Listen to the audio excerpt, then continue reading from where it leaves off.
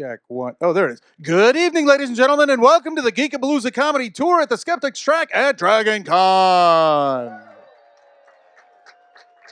Please welcome to the stage your ever effervescent host, now emeritus faculty at the Georgia Institute of Technology, because they said, you got to go. He's a mathematician, ladies and gentlemen. He's funny, and he can prove it, but don't ask him to because it will involve really boring multidimensional integrals in the complex plane. It's Lou Lefton! Thank you, voice of God off stage. Hey, welcome to the Skeptics track at Dragon Con. Oh my gosh, you guys fill up all the chairs in the room. This is amazing. Math jokes have never been more popular. So why did the chicken cross the Mobius strip? To get to the... Oh, no, wait, that one doesn't work. All right. Well, you guys having a good con? Yeah. I got... It's been good so far. There was a lot of lines, right? A lot of people standing in line. I went to a restaurant, tried to avoid all the lines, and there was one of those... Remember those? I hadn't seen them in years. Take a number to be served. Yeah, so I always carry a minus sign with me in those situations. It's very convenient. It's like, now serving number 4. Excuse me, I have -7. That comes before 4. Yeah, it's really good when you get the 11. You can put the minus sign over the 2 ones, turn it into pi, jump ahead 7 spaces. That's right. We are Geekapalooza. We're going to be doing this all night. It's we actually have a really fantastic lineup of comedians, geeks, geeks who think they're funny, comedians who think they're geeks. It's all over the map tonight. I always think about, when I come to the con, I always think about my kids because I see all the young folks out there. My kids, I have 3 daughters. We had a first daughter, then we had twins. Any twins out here? None? That's statistically impossible. Okay, good. I do know that 2 of you share a birthday. I'm 100% on that. But yeah, we had 1 child, then we had our twins, and then my wife, who's also a mathematician, and I decided we didn't want any more because we weren't sure if it was an arithmetic or a geometric progression. Yeah, either way, she said, we're either adding 1 or doubling each time, but on no 3rd pregnancy. I'm sorry. See how I explained arithmetic and geometric progressions like that? I was like, so you learned something. But yeah, it said, I always liked math when I was a kid. I'm going to tell you a few math jokes, but, we've got the whole night. So it's like asymptotically, you're going to hear all the math jokes. We got, I remember when I was a kid, I liked to invent. I was kind of sort of a maker. I liked to take things apart and put them back together. And I took my calculator and I kind of took it apart because I wanted the factorial button to do what I always thought a factorial button on a calculator should do. And I wired a little speaker up to it and a little chip so that you would type in on your calculator 17 factorial. And then when you hit the factorial button, the calculator just said 17! Because the mathematical notation for factorials is an exclamation point. Thank you very much for all the TI engineers in the audience. You guys doing okay? It's a good night? Little math jokes. See, as an MC and the mathematician in the room, I get to be the lowest common denominator, so all the other comics feel that much funnier. That's how it works. Well played. Yeah, but I did like to take stuff apart when I was a kid. I have some recommendations to all you budding engineers, all you tinkerers out there. I suggest you work on the big, hard problems of engineering. And there's a couple of them. There's a couple major unsolved problems of engineering.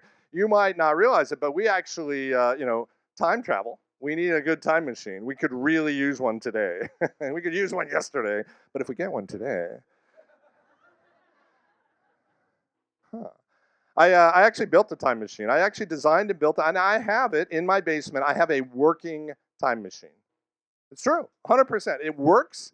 It doesn't have all the features that I designed in, but I can go forward at a constant speed of 1 second per second, and I can get in. I can set the dial 5 minutes in the future, and then I wait, and I ding, and then I get out, and I check, and I am literally in the future. It's like this fucking worked. traveling through time. So, I mean, different directions, different speeds. That's all in version 2, but I've got a working time machine now.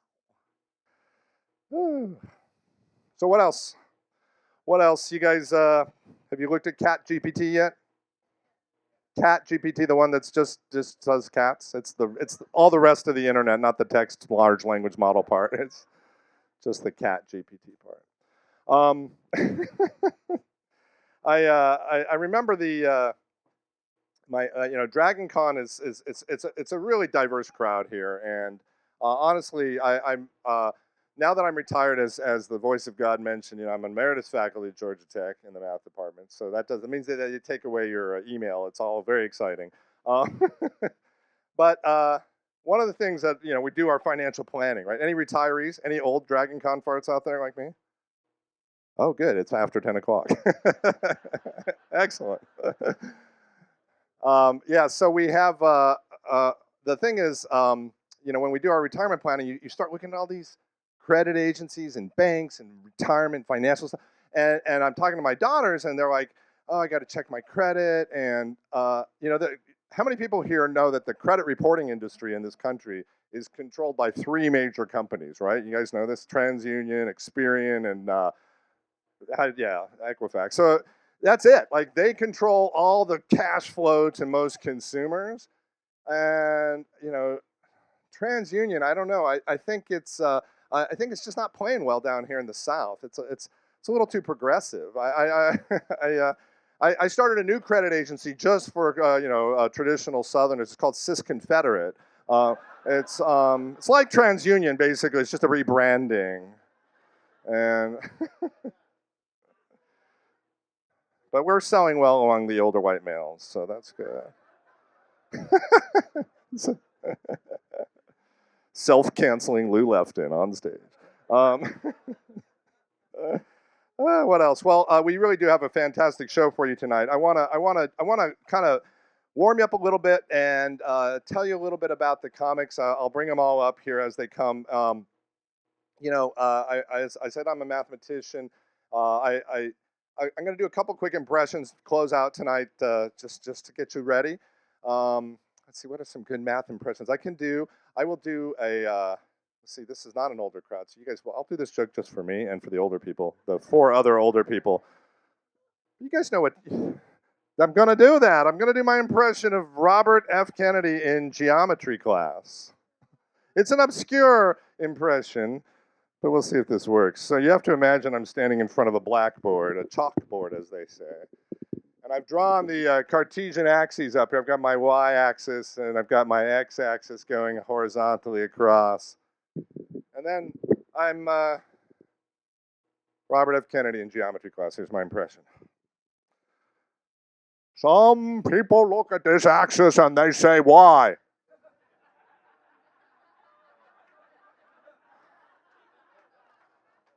I distinguish a specific point on the axis and I say, why not?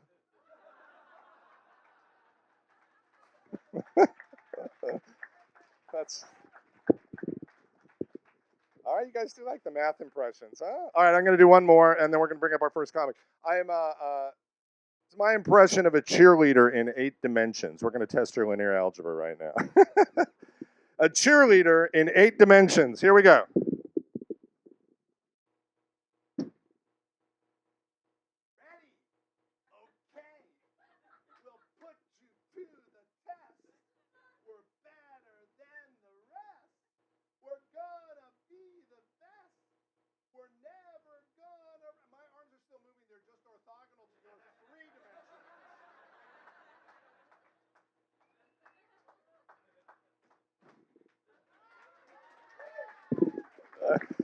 You fucking geeks. All right. Our first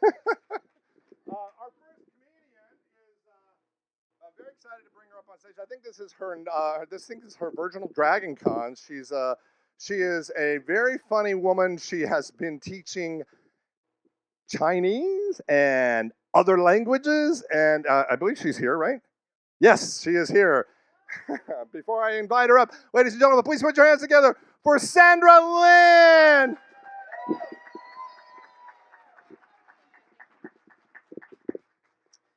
Sorry, I was late. I drank random people's coffee. Yeah, I had a 3-year-old. I have a 3-year-old son. So y'all think we are model minorities? That's a lot of pressure. Okay. What if I decide to be late? Right? What if I want to do drugs? Thank you. Do you have some? Yeah, I need cheat sheet. My husband allows me to cheat, right? Michael? Hello, everyone. My name's Ali Wang. Hey, you didn't laugh. You think all Asian women look the same? I'm not Ali Wang. I'm Ali Wang sub. I mean, y'all can afford her anyway, so that's why I'm here. I was a sub teacher, $8 per hour, so here I am.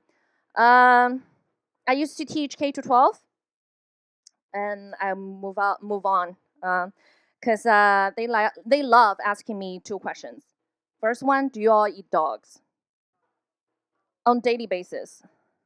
I said, we don't. We eat stupid kids like you. R-rated tonight, right? Okay. Second question is, ma'am, can you teach me math? I'm like, why? Because I'm Chinese? He said, yeah. I was like, I hate that you assume I'm good at math. Okay, 3.57. I mean, come on. I look better than teaching math. Okay? Lou teaches math. Oh, I'm not invited next time. I'm a fob. I can say that, you can't.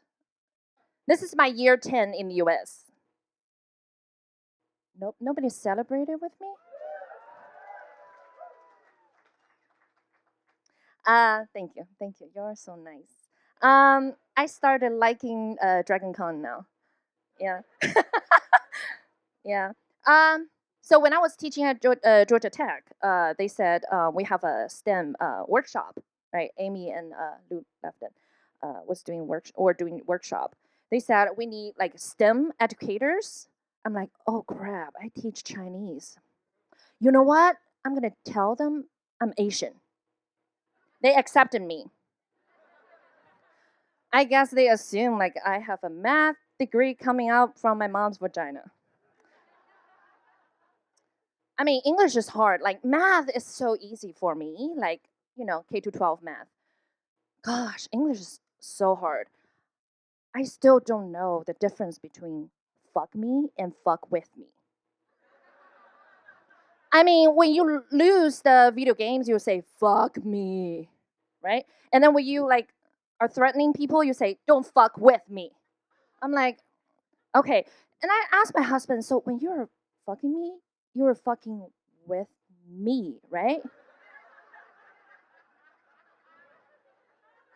He said, not necessarily. Do you think he's cheating on me? So let me ask you guys a question, okay? Because I don't want to talk all the time, like all Chinese teachers do. When you grow up? Because we have like high expectation from our parents. What do your parents say when they realize that you're just not good at schoolwork? You're really pretty. Gosh, your parents are angels. Um, Here, usually they'll be like, "Oh, little Johnny, what are you gonna do when you grow up? Go flip burgers at McDonald's?" Right? In China, if you're not good at schoolwork, they will say, well, they will slap you first, and then they will say, what are you gonna do when you grow up? Teach American kids Chinese? Oh, if you work harder, you can teach them English.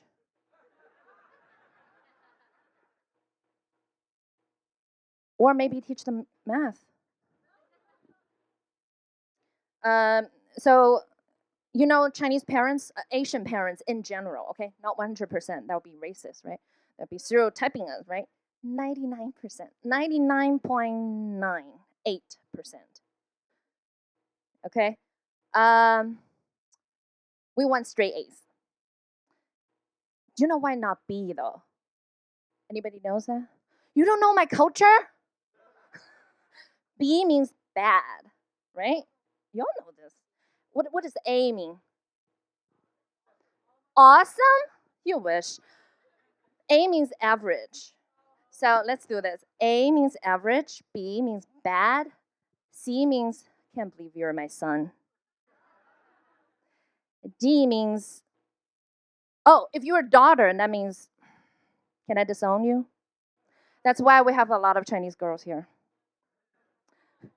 D means don't come home for Christmas. Well, Chinese people don't care about Jesus. Don't come home for Lunar New Year, okay? If you get an F, your parents will hang a sign for your neck says for sale.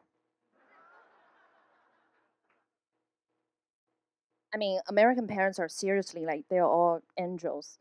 They love you unconditionally, like Jesus, right? No?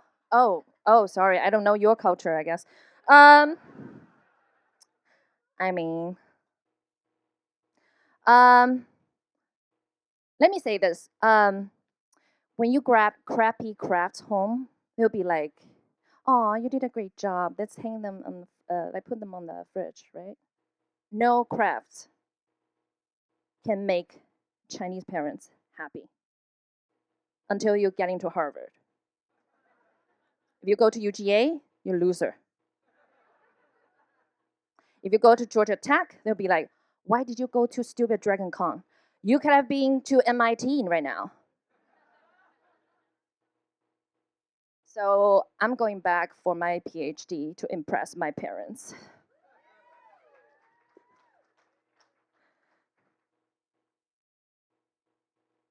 The reason I do stand up is because just in case I don't graduate,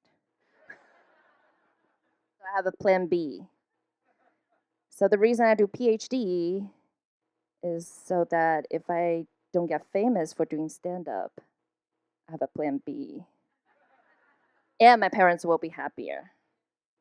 They will like me a little bit more. But I need money, like everybody needs money now, right? So I asked Lou Lefton because he's Jewish. So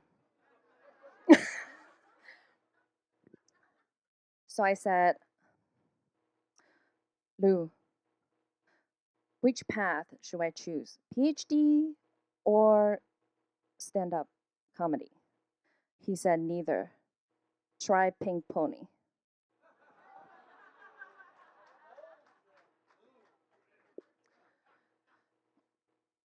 My son's savage. So my in-law. So okay, my husband's white. His whole family's white. He married me just to prove that he's not racist. My in-law. I mean, they love me, but they didn't expect. They didn't know how to communicate with a non-white daughter-in-law. They're expecting my husband marry his cousin in Mexican. So I know. So my mother-in-law said she likes cigarettes. So Michael has always been dating Oriental girls like you. I'm like, Mom, first, I don't appreciate you said Oriental. I'm not the rug under your dining table. Second, how many girls did he date before me? My father-in-law called me Bruce Lin because I hit Michael one time and he saw it. I mean, there's no Bruces. Why Bruce Lin, just 50 Shades of Grey. So I yell at him sometimes too. It doesn't count as yelling in my culture, like we're just like excited. My son one day, he was like, Mom, stop yelling. You go time out or go back to China. I was like, where did you learn that? TV. I broke the TV. One more joke, I know. Who are Southern girls? Raise your hand. Southern girls are so nice to me. They always say, "Oh, I like your necklace. I like your boots. I like your dress." You know, not like my mom just said I'm fat all the time. Well, before I came here, I was slim Asian. Now I'm Asian. Um, but Southern girls like don't know I'm from China or Japan and Korea. They just guess. One time when I was at UGA, this girl came to me. She said, "You don't look like Chinese. You look like Japanese," because I was wearing mini skirt, right? Yeah, I know. Look like Sailor Moon, right? Um, so I said, "You know what? You're wearing hoodie, a big hoodie. Where did you get that from? Random frat party last night? You don't look like student. You look like a slut." She walked away. I said, "Bless your heart. Thank you so much. You're awesome. Have a great one."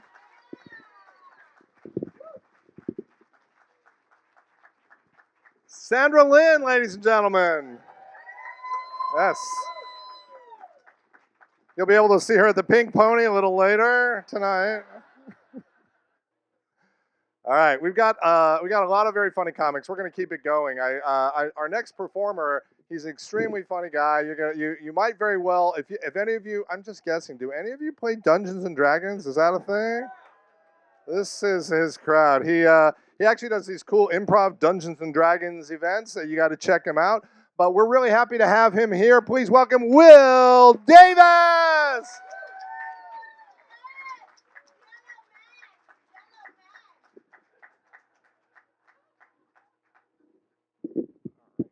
All right. Oh my gosh, it is so good to be here at Dragon Con. Oh my goodness.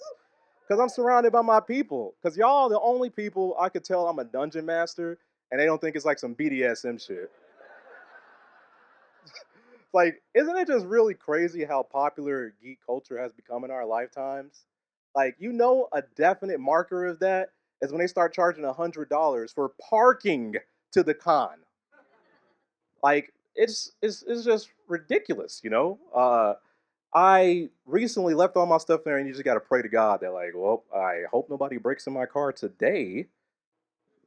But it's not necessarily a bad thing that geek culture has become more popular, because it's when you think about it, actually, being a geek is kind of like the opioid epidemic.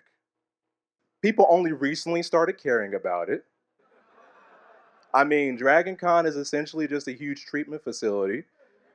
The treatment is really expensive, by the way. I just had to take out a loan for this Harley Quinn smut I got. That the APR is gonna ruin me. I'm sure it is. And the worst of all is that, like, when it comes to dating with geeks and stuff like that, the women have started taking advice politicians have been giving addicts for years, and they're just saying no. Yeah, I know. It also was cool to see how geek culture has like evolved over time.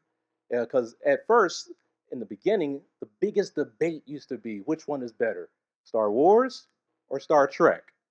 And now the real question is which one is worse, which is something we're going to decide right here and right now. Actually, I'm going to need you guys to make some noise. I'm going to say which one is worse, Star Wars or Star Trek, and whoever is louder, we're going to sick the furries on them. All right. So Star Wars. Okay. Star Trek. Sounds like the furries have their victim, I see. I actually think it's a little messed up that the furries get a lot of bad rep. And I think it just comes down to branding. Like, I think the Romans had a really good idea. Like, they used to just throw their criminals in the lion's den, all right? And I think that's one way we can actually stop crime. We need to start throwing people in persona dens, okay? Like, I think we could actually take it even one step larger. I think it's time to redefine the Navy SEALs, okay? Listen, I got a crazy vision, all right? Just imagine some terrorist out there wearing a balaclava, AK-47, and some Gucci flip-flops. He got it from the leftover stash from the Afghan pullout. And the last thing he sees before the life is snuffed out of him by our marksman is A squad of furries, red, white, blue fur, tactical body armor, AR-15s coming over the horizon. I don't care how extremist you are, nothing is more extreme than some furries dressed up like Call of Duty, okay? You know, like I said, they get a bad rep because everyone thinks they're sexual deviants, but like just because furries make up for 15% of the con population, yet account for 50% of all con orgies, doesn't mean they're sexual deviants. Yeah, it doesn't mean they're sexual deviants. It just means they're black, okay? And to my furry brothers and sisters out there, yes, that means you can say the N-word, all right? Now, you got to wait 3 business days for the N-word pass to come in the mail. And in that time, I don't want y'all going out in the streets of Atlanta and saying it. Y'all might get jumped, and that's not my responsibility. Speaking of furries, have y'all ever gone down a rabbit hole? I'm talking about Hey, I'm talking about Wikipedia. I'm not talking about, any sexual deviant activity. But I recently went down one. Lou just talked about time travel. I just rewatched the greatest time travel media known to man, Steins Gate. And okay, a couple people back there. But it led me to like this big rabbit hole. I was looking up time travel theories for days. There's like hundreds of them. And then I'm snapped back to reality like Eminem, okay? Because time travel for black people is risky business, okay? That shit is risky business. Because go back, shit just started getting good for us. And the future, this shit's looking a little bleak. And it got me thinking, like, imagine if Marty McFly was black. That'd be the shortest movie trilogy in the world. Like, Biff would have called this man the N-word, and we would have seen this man, Biff, be racist on 3 different timelines. And that's impressive, actually, when you think about it. And not to, pat myself on the back too much, but I did something impressive. I uncovered a cult. They don't call themselves cults. They're more of a modern cult, but they're the cult of NoFap. So their whole thesis is if you abstain from jacking off, you gain powers and shit, right? Yeah, I know that shit's dead on arrival, right? But that's how fucked up men are, because imagine if that shit was true. Like, imagine if you could have the powers of Superman. Flight, laser vision, plot armor, the whole shebang. But all you gotta do is not masturbate for 1 year. Ain't happening. Ain't happening. That's men's kryptonite right there. So I had this like vision in my head because that's how my brain works. Like, imagine if the United Nations came together, poor choice of words, they decided to sign a world peace accord, right? No violence, no war. They only asked all the men of the world. All right, fellas, all the men. This is on us. We just can't masturbate for a whole month. Yes, exactly. I'm gonna let y'all right now. There'll be a Wikipedia article with my face on it like this, and it'll just be like the guy who started World War III, because I couldn't stop beating my meat. All right, like, and that's just the nature of the beast up here. Because, like, I don't know about y'all. Do y'all ever feel like you're more geek than normal person? Yeah, I mean, yeah, I do too. Like, I feel like I'm definitely at least 3/5 normal person. I'm definitely at least 3/5 normal person. Shut up! I'm black. I can say that shit. Shut up. Shut up. All right. I'm at least 3/5 normal person, but I'm definitely more gamer than functioning adult. Like that, a functioning adult's like some way down the line. All right, and it like fucks with my perception on like life. Like, y'all remember when the whole Kanye kerfuffle was going on? Like, my first thought wasn't, oh my god, he's being anti-Semitic. How bad? My gamer brain was like, damn, that nigga should have quick saved before he went down the evil dialogue route.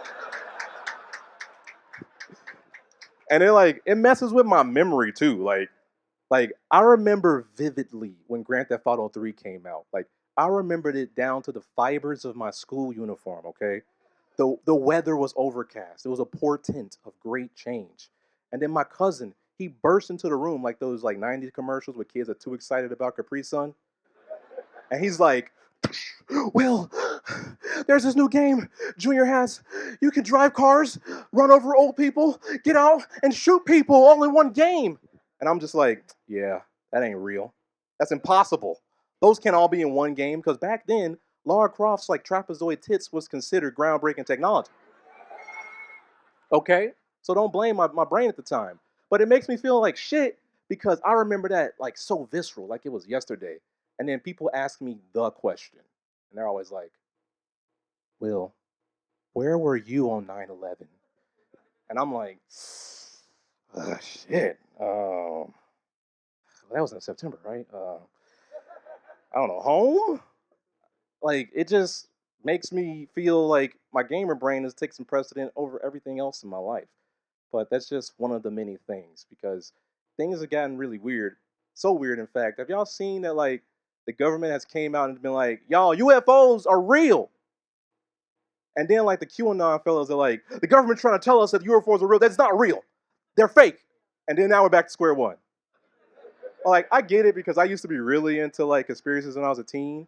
And so the QAnon fellows, I look at them and I'm like, you know, I kind of understand a little bit, but all their conspiracies suck. It's shit. Because I have like a bulletproof, airtight conspiracy. Okay, y'all remember them rich people that just died in that Dollar General submarine? Yeah, yeah, yeah. I don't think it. I don't think it was the bootleg PlayStation controller that did them in. You want to know who it really was? The Decepticons. Yep, it was the Decepticons. They're out here. They're just in disguise. Okay. Look, Princess Diana, Decepticons. Chat GPT, what do you think the T stands for, okay? And I actually found leaked audio footage of Starscream and Megatron on the live audio call. My leader, Megatron, I have the targets in sight. Kobe Bryant is none the wiser. And that's my time, y'all.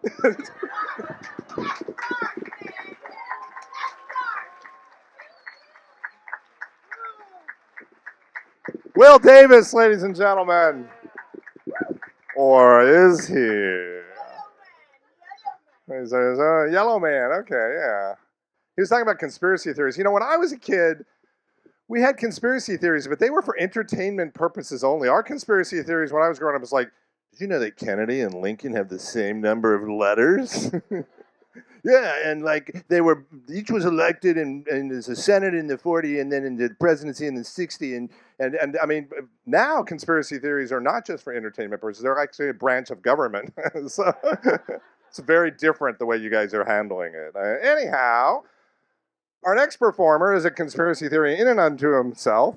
My co-host for the Geekapalooza Comedy Tour for many years, he is now, he still is a chemical engineer at multiple universities. You might have seen him talking about hydrocarbons and double bonds, but now he's going to be talking about parts of his body that are standing up erect. Ladies and gentlemen, please welcome Pete Ludovice. Keep it going for Lou Lefton. And Will and Sandra. That was really good, but disturbing as well. So welcome to the Dragon Con, where nerds can be nerds, and the bullies that used to kick our ass in high school realize that's now a felon. Do people still get picked on? I was a nerd. I got my ass kicked all the time. Who knows what a swirly is? It's where you're inverted into a nearby porcelain convenience. They apply, a very high shear vortex flow around your head, and you end up with this funny little weird-looking thing coming out. I guess they probably drowned somebody in the toilet first, and they said, "No, you've gone a little too far." Okay, yeah, I'm exhausted from actually talking about chemistry for an hour before this, but I'm a little disturbed. So Will was out here in a banana suit talking about male masturbation. Then you booed him for a Dred Scott joke. I thought it was pretty fucking funny. I thought it was pretty good. So, and then did we kick his ass with the Kobe Bryant joke too? That's okay. I don't know. That was very strange to me. And then I have to say this because of what I'm doing now. I am so I'm on a leave of absence from Georgia Tech. I'm currently directing the entrepreneurship program at the University of Alabama. Roll Tide. I am contractually required to say that every time I mention the University of Alabama, or Nick Saban's goons are going to kick my ass. Yeah, I was there just today. I'm at the provost. I'm at most of the deans. I'm at the president. I am never meeting Nick Saban. It's like royalty. He travels around with an entourage and a whole bunch of large limousines. But then the problem with the University of Alabama is you can't say shit. I mean that literally and metaphorically. You go out there, and I saw Catherine Blanford, who I've seen before. Actually, she's around here a lot, and Lace Larrabee is her podcast partner. And I actually emailed Lace when she was done. She cleaned up her act. She's in front of college students, and she said BA for badass. I say badass in class. I don't normally drop the F-bomb, but they're having a few shits in there from time to time. I couldn't believe that she did that. So watching Sandra throw basically everybody under the bus with just this foul-mouthed, crazy-ass shit, I love it. It's great. You don't see that in Alabama, right? In fact, everybody lies to you, right? They don't want to. We don't have the timer on. Did we not turn the timer on? No, I'm looking at it now. Now it's at 9:57. I've been up here for longer than that. Okay. Uh-oh. It's time dilation now, which is Lou's department, so I don't want to mess with that. Yeah, so what do I want to talk about? So what Lou was referring to before is in fact, I mentioned it in the previous thing when we were talking about cannabinoid treatments. It's something that actually helps my wife. My wife has very advanced frontotemporal dementia. And what's really kind of sad is that means you can't use your frontal lobe. You can't use your executive power to express things.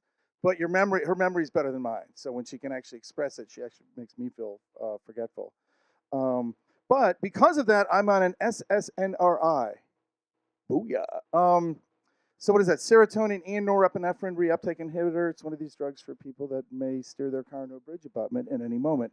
And that was me for a while. I was a caregiver for 2.5 years. She's now in residential memory care.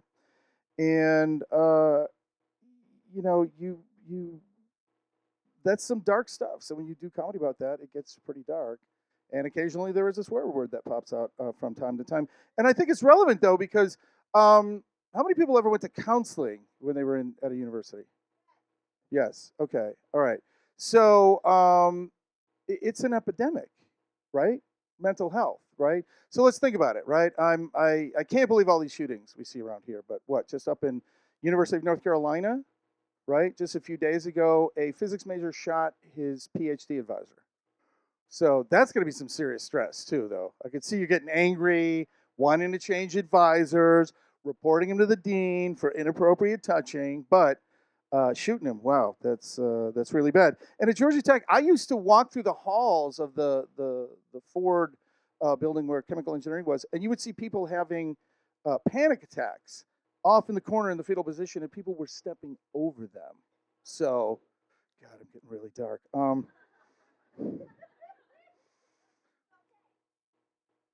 Remember when this happened to Monty Litwack in New York? You remember that? He circled the drain, and eventually his entire act was about the fact that he was living locked in his apartment in New York with nothing to eat but canned sardines. It was really ugly. Okay, so yeah, I guess I'm getting dark because sometimes it's not easy to be the funny guy when you teach chemical engineering. I believe in that, though. Lou and I have actually done some research on the use of humor in the educational process. And I, of course, like to go into class, 8 o'clock thermodynamics class. The students don't want to be there. I don't want to be there. And tell a joke just to get things rolling. And true story, whenever I do that, what do my students do? They write it down. That's actually a true story. But then, I'll ask them, give them a little clarification. If it's got a formula in it, it's probably going to be on the final exam. So you should definitely write that down. If it's got a punchline in it, it's probably a joke. You can ignore it. But if it's got a lot of yelling, screaming, and swearing, it could go either way. So that's. But so my problem with University of Alabama is you can't talk straight to the students. And what's really bad, not about the university, actually, it's a great place. I really love my colleagues, the students. But outside of the university in the rest of Alabama, it's not good. People don't trust experts. And I just think that's really bad.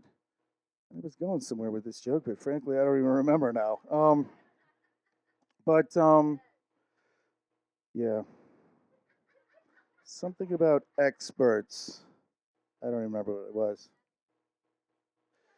Okay, this is the person talking about how nice and peaceful and unriddled with crime is. What did I give you over dinner? Okay, I'm gonna leave it at that. God,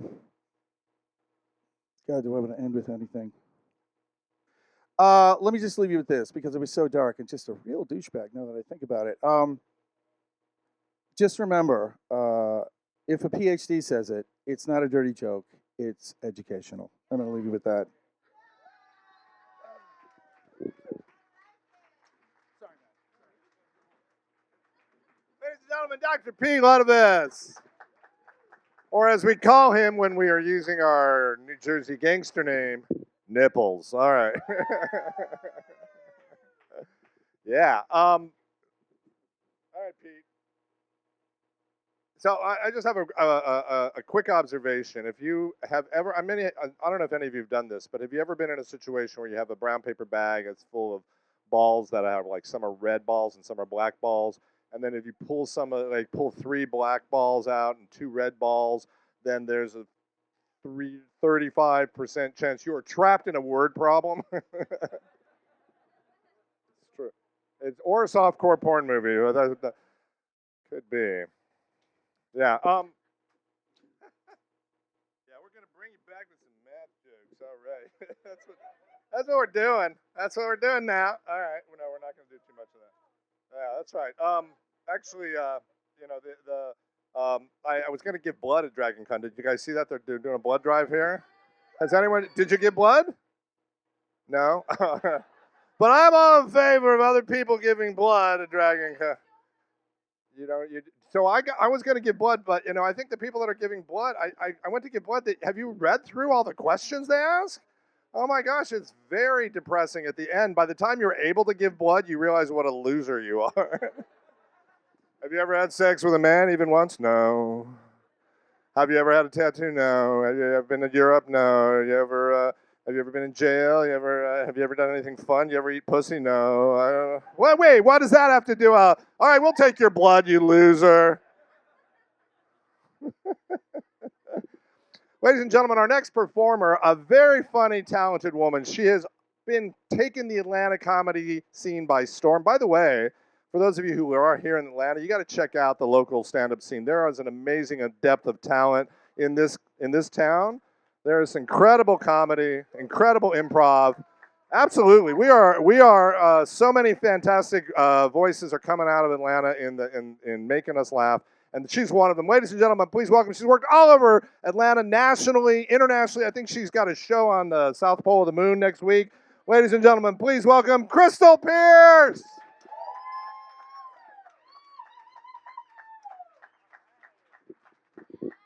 All right, guys, what's going on? Let's get weird.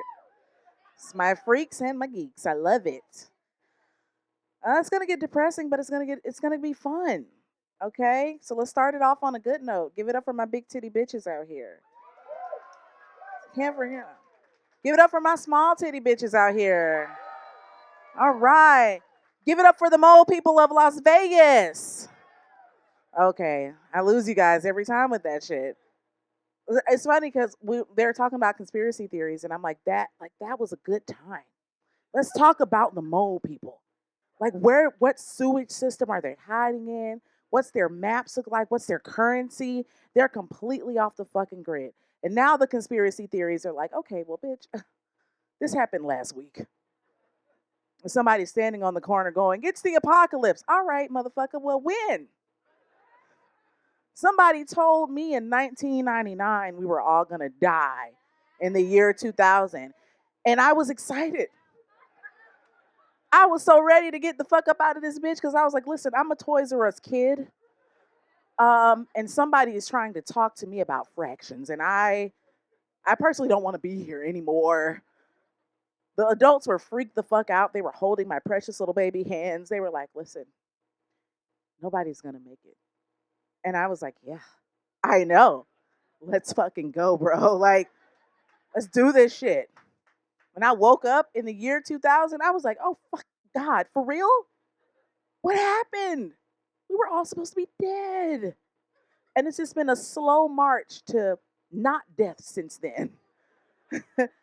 Just like, when is it gonna happen? We'll stop pussyfooting around with us. Send the rock down. Let's go. I'm good though. It's all right. Well, you do things to like keep you happy, keep you sane. Don't get on TikTok. That'll drive you fucking nuts.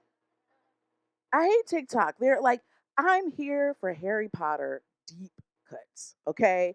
I'm here for some fan fiction and some bitches shaking their ass. But now everybody wants to be an overnight professor on TikTok and they all want to lead a lecture and they don't know what the fuck they're talking about. And lately, it's been a diagnosis of like your mental health. And yeah, they're like, oh, guess what? Um, do you watch the same thing over and over again? You're autistic. Wait, what? They want to put autism on everybody. They're like, everybody's autistic. And I was talking to one of these young children the other day, and they were like, well, I do this and that because I'm autistic. I'm like, no, you're a fucking cunt. You're not. You're not autistic, baby. You're just a fucking asshole. Be a bitch and be proud of it. But you just can't go around saying, well, I'm on the spectrum. Okay, motherfucker. Like, yeah, it's cool. It's all good. It's fun. I was TikTok diagnosed with autism because I watch Harry Potter every day. It's good though. I'm from the hood. Give it up for the hood. Zone 6 specifically. Where my Atlanta natives from? Y'all in here? Everybody's traveling? Okay. I'm from Decatur, Zone 6. And it's funny because depending on where you are in Atlanta, white people always get excited. And I feel like every city can relate to this. They'll be like, I'm from this place. For me, it's Decatur. For you, it might be, Brooklyn. I don't know. And they'll be like, oh my God, Decatur. Oh, I was just there for the wine festival. It's like, bitch, why are you shaking? I like artisan gelato too, but it's not worth having a seizure over. Everything's okay. But you got the wrong part of the city. I'm across the railroad tracks where the blacks are. And they keep trying to gentrify it. Like they keep trying. And I'm like, it can't be done. We have a mall where the J.C. Penney is now a beauty supply store. You can get your grill and your engagement ring from the same jewelry facility.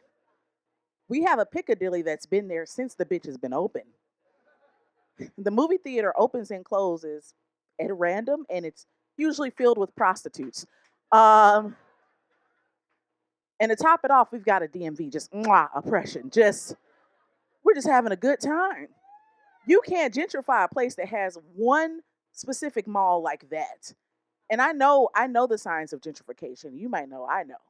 Because everybody's like, oh, if you see somebody biking through your neighborhood, I'm like, no, that's too late. They're comfortable now.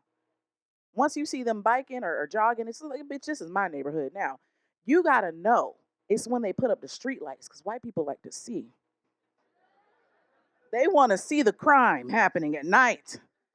And I just come through and I shoot them down. And I'm like, yeah, I don't want to see the crackhead at night. I gotta see this bitch throughout the day, and her wig is terrible. And I don't like it. It just makes me upset that I have to see it. Shouts out to the crackheads.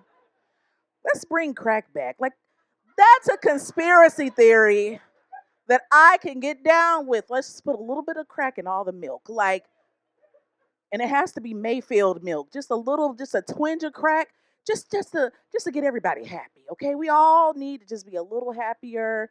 And quite personally, I don't want to go to the gym, and I've heard that when you're on the crack, you lose weight. So, who's down for crack? It's a cool drug, right? My people, crack is where it's at. Let's bring crack back. Now, what we do to bring the crack back, this is what you do. Todd, if you wear a polo shirt and a khaki, you're automatically a crackhead. We got to change the look of crackheads. We got to make them look like they go to like a polo club or the golf club, okay? And that's where all the crack is. Now, that's a conspiracy theory I could get behind. That all white people in the suburbs do crack. It's just, it's fun. It's a good time. I am a nerd, and I am a little upset because I'm elderly. Back in my day, it just wasn't cool to be, weird. And I went through a goth phase in high school. I don't know if anybody else went through a goth phase. Yeah. But I went to an all black high school though, so there's the crucible. Like it's not. Black people don't like that. Like they don't like you dressing in all black with heavy eyeliner, with skulls and crossbones and shit from Hot Topic, and listening to rock music. It was frightening for the young black children at my high school because they was listening to Nuck If You Buck. So you know, it was just a whole bunch of that bitch weird. You know what I mean? And they used to call me Black Columbine. It was terrible. They're like, oh, that bitch gonna shoot up the school. Now, why would you say that? First of all, I'm a black woman. Second of all, I'm listening to Radiohead. Like, Tom York has never inspired anybody. You know what I want to do? I want to go out and commit mass genocide because creep. Do you know what I mean? Like, it's fun. Obviously, I look like I work the daytime shift at Magic City. I know what I am. I know what this body gives daytime stripper. Unfortunately, I don't know how to twerk. And it sucks. Well, bitch, you ain't gonna see shit. Cause let me tell you, I don't know how. I've tried, I failed. And the rap songs make it so appealing. They be like, throw that ass in a circle, and I'm like, I got a fucking semicolon for you. Let's go. I've got a very hard, stiff equal sign, ampersand. It's terrible. It's terrible because I go to shit like emo nights, right? And I'll go up in there ready to listen to some Blink 182, some My Chemical Romance, have a good time. And I try to blend in. I wear all black. I just try to stick to a dark corner, sip on my vodka and soda in peace. And then the DJ will see me and he'll be like, oh shit. I'm like, no, don't say that. There's nothing shit about it. No, I just want to mind my business. And he'd be like, all right, I got some special for y'all tonight. Y'all ready? And then he'll put on 2 Chainz. And it's like, white man, please. Because I'm not going to do it. I don't care how many people look at me. What I'm going to do is raise the roof aggressively. We're going to get that fucking roof up there. It's fine. Got to. I have to go back to the gym because they took my girl out. They took Lizzo out. Yeah, man. I think they were just tired of us fat people having a good time. You know what I mean? Cause she had everybody scared. Like you couldn't say shit. It was like body positivity, motherfucker. And I was like, that's right. You gonna catch this Winnie the Pooh body every day of the week. Because don't nobody say shit to Winifred. And that is a lean belly. That man is on lean. He's on beer. I know drug belly when I see drug belly. It's walking around in a crop top with your dick out. It's just, come on, Disney. What are you teaching our children? Earl's on all the pills. Okay, they're trying to get him to go to rehab. He said no, no, no. You know what I'm saying? Tigger, that's my nigga, but he is definitely on meth.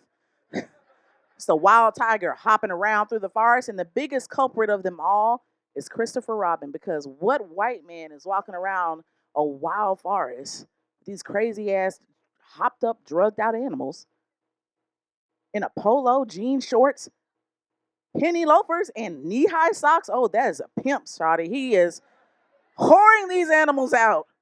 He's not to be trusted. But they're taking her out, man. So I had to go back to the gym because I feel like every fat person is about to be unemployed. So they're like, Lizzo's got to go. That's your hero. You're next. So I'm in the gym now, and some old bitch was there, and I was like, what the fuck? I hate when I see old people working out. You think you better than me? Because you're not. You about to die. What you even working out for? Can't nobody see your body, bitch? Walk into that room with the body you got. Okay? You're not giving me any inspiration. Some, come on, sweetie, you can do it. Fuck you. I'll pop the trunk on your bitch ass. From Decatur, Zone 6, bitch. But you guys have been great. I'm Crystal. Thank you so much.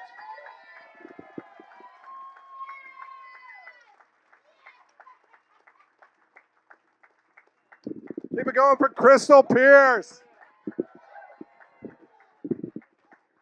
Yeah. She was talking about her semicolon, her ampersand. It reminded me, I got my period this month. I got the punctuation mark of the month club that I joined. It's awesome now that I can get 3 more. I got my ellipsis. Anyway, ladies and gentlemen, Geekapalooza Comedy Tour continues. We have another luminary of the Atlanta comedy scene. Very happy to have her here at Dragon Con. You might catch her podcast. It's called Jettison Pod. It's a sci-fi podcast. All kinds of stuff she covers. Please welcome to the stage the unparalleled Vandy Beth Glenn.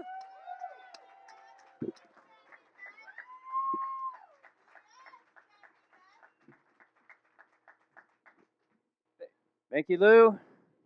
Let's hear it again for Lou. Let's hear it again for Crystal. Oh, man. Crystal is so funny. The first time I caught her act, I laughed so hard, milk came out my nose. I don't drink milk. This is a science show. I recognize that. I'm not a scientist myself, but I have Google. I do my own research. I think the biggest problem in science these days is confirmation bias. I see it everywhere I look.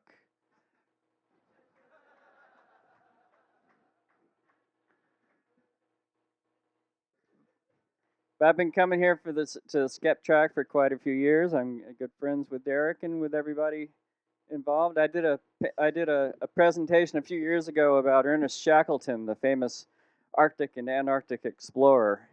You know, he battled depression all of his life. I think he may have been bipolar.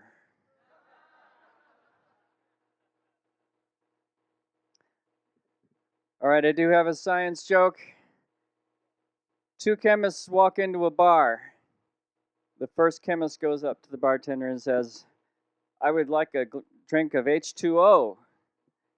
And the bartender gives him his drink. The second chemist says, "I would also like some water." Wait, I told that wrong. 2 chemists walk into a bar. The first chemist says, "I would like a drink of H2O, please." And the bartender gives it to him. The second chemist says, "I would like some hydrogen peroxide."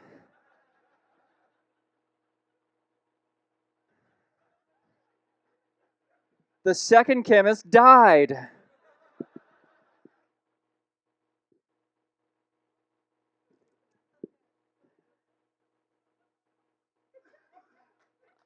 Okay, who's here from Georgia? Who was originally from Georgia?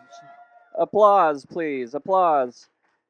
Very good, very good. I'm also from Georgia. I was born in Piedmont Hospital.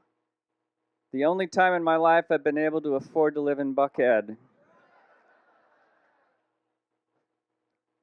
I was a cesarean section, which proves when God closes a door, he opens a window.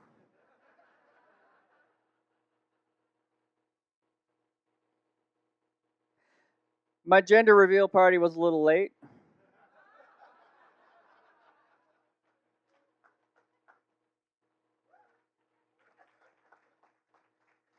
It was about 16 years ago. My parents were surprised, though. It's a girl, Mom and Dad. Yay! Eat your pink cake. Yes, I am transgender. I know we've been in the news a lot lately. People complaining about us joining sports teams, trying to play college sports, college swimming teams. I just want to reassure everybody here, you don't need to worry about that with me. I'm not joining a swim team. I'm not a strong swimmer. My dog paddle is an insult to dogs. And my butterfly stroke is an insult to people who've had strokes.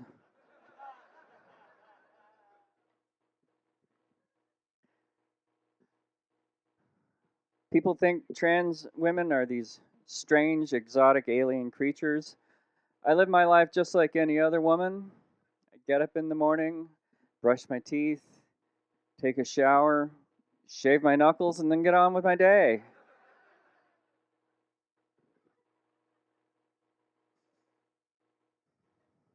But obviously my pronouns are she, her, and hers. My prepositions are under, through, and betwixt.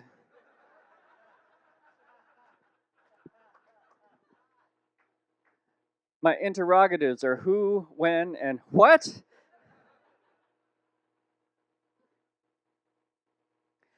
I gotta admit, honestly, I do kind of resent having to share my pronouns. I mean, I get it. If everybody would just automatically tell your pronouns without being asked, then nobody ever has to have their feelings hurt, and it's a slightly better world we're all living in. But on the other hand, I paid a lot for these tits.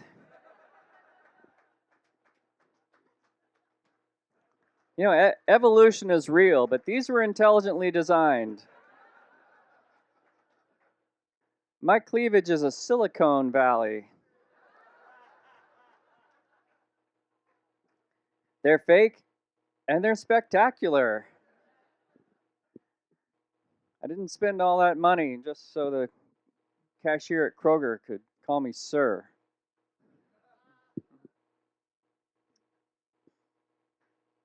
But I do a lot of work on myself.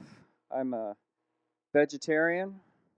That's for health reasons, though, not for ethical reasons. In fact, when I go out to eat at a restaurant, I ask them to kill an animal anyway,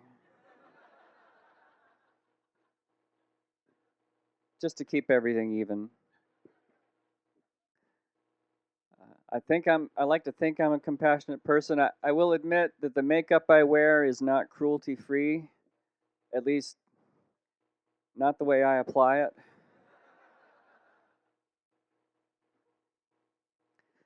I'm a firm believer in the placebo effect. That's why if I'm not feeling well, I take 2 M&Ms with some water when I go to bed. Red M&Ms, of course. The yellow ones don't do shit. You may as well take Skittles. I do try to be a little adventurous with the things that I eat. The other day I had some chocolate covered ants. Well, when I left it in the car, it was just chocolate.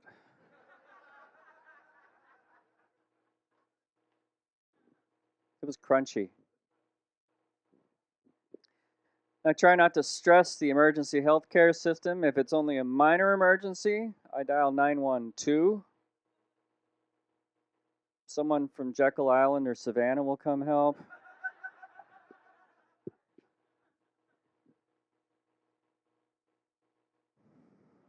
I work as a copy editor and a proofreader. Doesn't pay really well, but I've picked up a few things along the way. Little pet peeves I'd like to share with you. For one, bisexual means once every other sexual.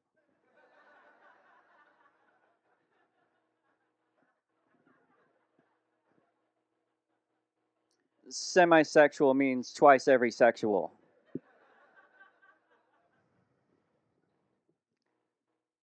We don't use the terms fireman and policeman anymore. Those are now obsolete. Now we say firefighter and police fighter. You should keep international audiences in mind when you're editing. That's why, remember, outside the United States, Ray Bradbury's most famous novel is called Celsius 232.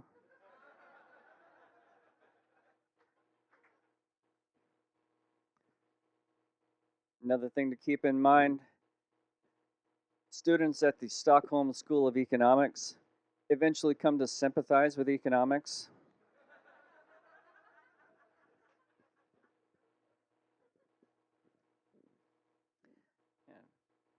Getting back to health matters, There are 3 foods that help fight memory loss.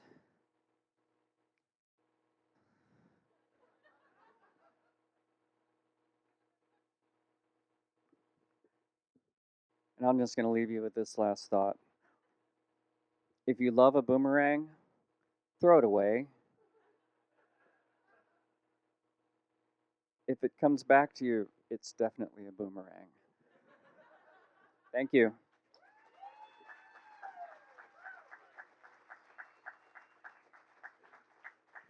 Keep it going, Vandy Beth Glenn, ladies and gentlemen. Check out Jettison Pod. All right, you guys hanging in with me? We got a couple more comics for you. Laughter's good. It oxygenates the blood. Our next performer, we're actually very lucky to have as a special guest here at the Geekapalooza Comedy Tour at the Skeptics track because he is a national name. You guys may know him. Ian Harris has had 2 Netflix specials, ladies and gentlemen. He has a regular on Jimmy Kimmel, and he's here tonight. Special guest Ian Harris. Woo! Wow. Hey, guys, let's hear it for everyone we've seen so far tonight. Yes, please? Amazing. It's a great show. Every year at DragonCon, they do the show, and I love it because you people get what we're talking about up here, right? You're an educated, smart audience. That's not always the case everywhere I go. A lot of people these days don't know anything about science. Drives me crazy. I do a lot of science comedy. I have a friend the other day said to me, he goes, "Hey, man, do you believe in evolution?" And I was like, well, that's a nonsensical question. Do I believe in the fact that is evolution? That's like asking me if I believe in arithmetic, right? Like that's a nonsensical question. He goes, well, no, because evolution is just a theory. And I was like, just a theory? What about, the theory is like the highest level of knowledge you can achieve in science, right? Let's think of some other things that are just theories. Plate tectonics is just a theory. Relativity is just a theory. Gravity is just a theory. Germ theory is just a theory. So if you ever say the phrase just a theory, you either don't know the meaning of the word theory or you don't know the meaning of the word just, right? You probably say other nonsensical shit like, don't worry about that thing swimming down there. That can't hurt you. It's just a great white shark. That guy, no power. He can't fuck anything up. He's just the president of the United States. A condom, it's just herpes. That's just a joke, people, please.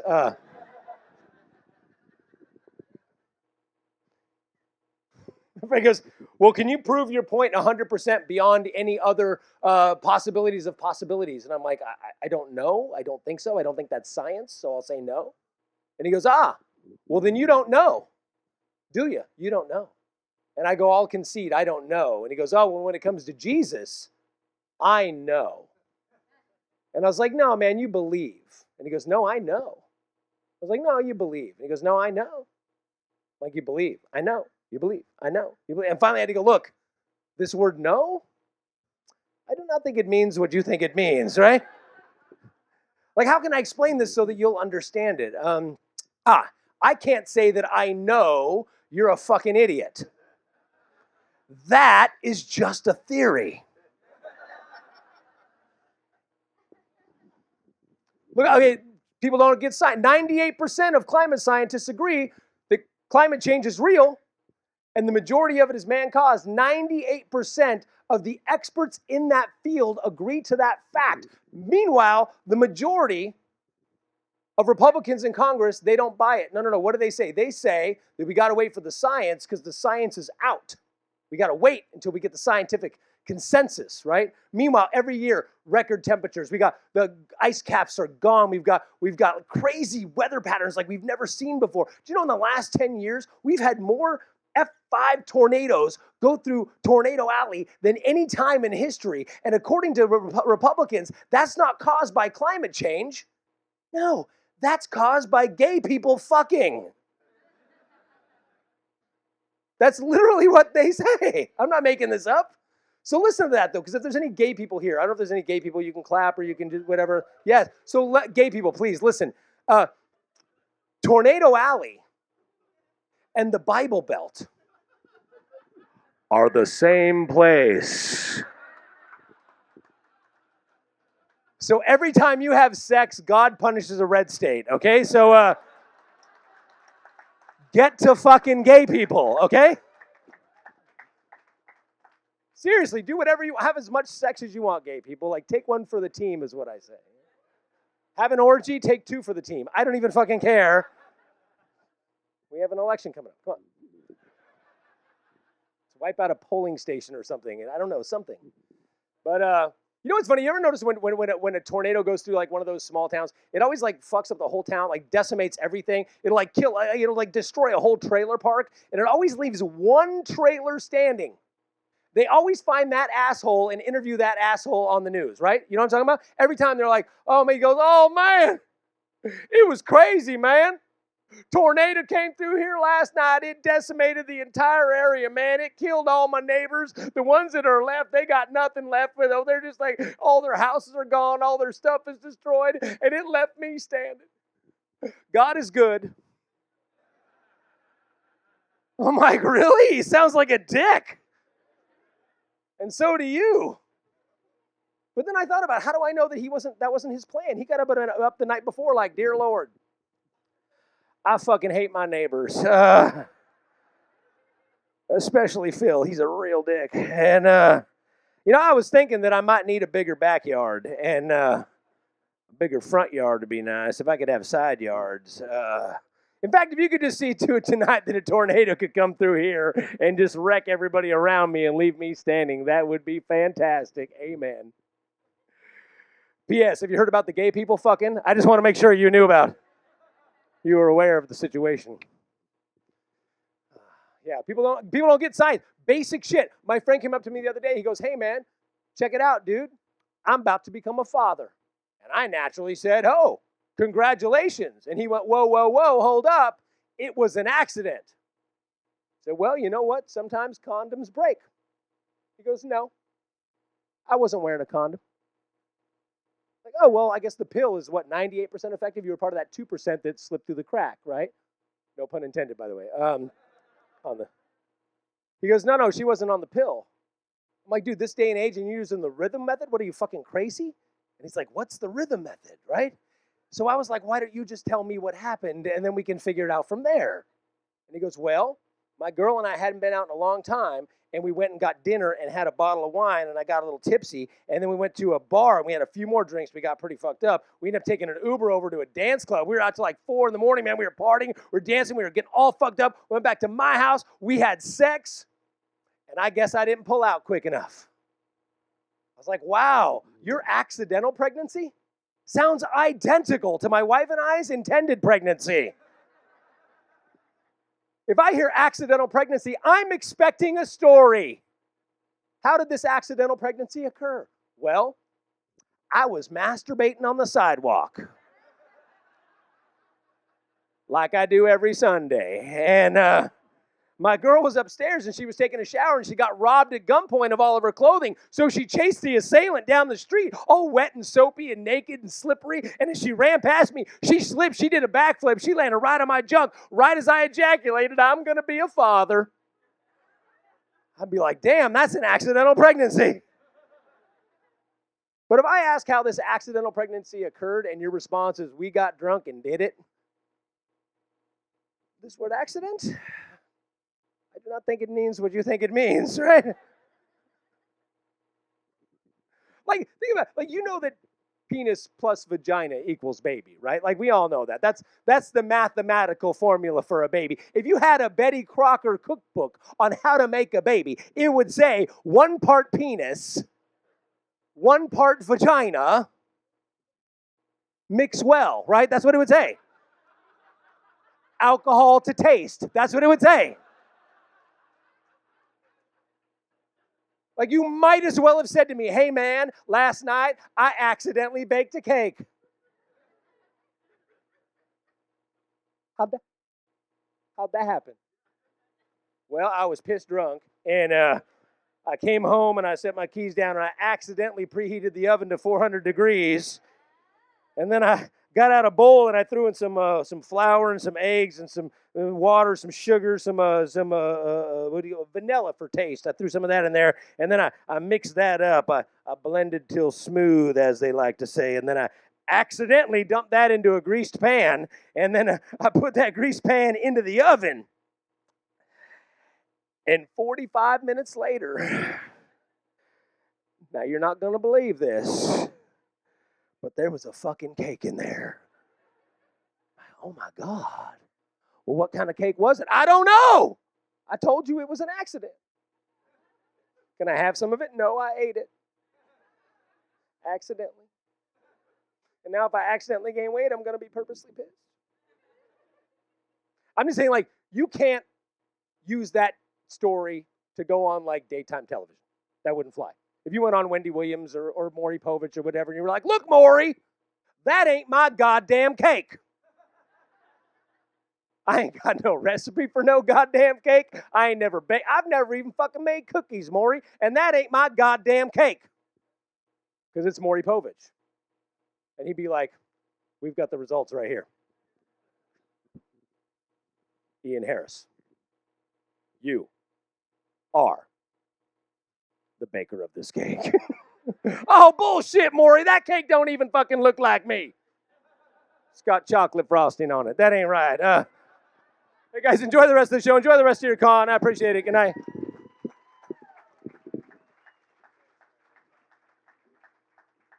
Keep it going, Ian Harris. Woo! All right, everybody take a deep breath. Ready? All right. I've got 1, 2, 3, 4, 5, 6, 7, 8, 9, 12 more comics. No, I'm kidding. I'm kidding.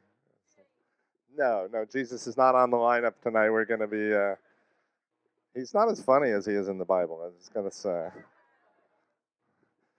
But our next performer is very funny and is not Jesus, last I checked. She, however, is the executive director of Science for Georgia. How many people here are down with having science in Georgia? Yes, me too. And she also is very funny, ladies and gentlemen. Please welcome to the stage the one and only Amy Sharma.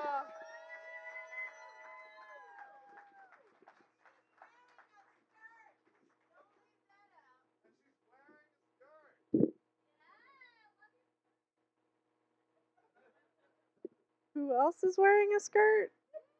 Yeah, all right. Woo! Give it up for skirts. All right. Hi, everyone. So who here is on a girls' trip? Yeah. All right. Yeah. Who's here on a trip just hoping they'll meet a girl? It's like day 3 of Dragon Con. It's getting kind of late. Who's here just hoping for like a humanoid with boobs and like one hole that you got, right? Right? All right. Really? Not even that, guys? Anyways. I don't have a lot of girlfriends, probably because I'm not so good with girl things like hair and makeup, and I tell boob jokes on a regular basis. But so I finally have girlfriends. I'm very excited about this. Woo! Yeah, this is what happens when you get put on after the professional comics. Thanks, Lou. Anyways, so I finally have girlfriends, and we finally, I'm going on my first ever girl trip. Woo!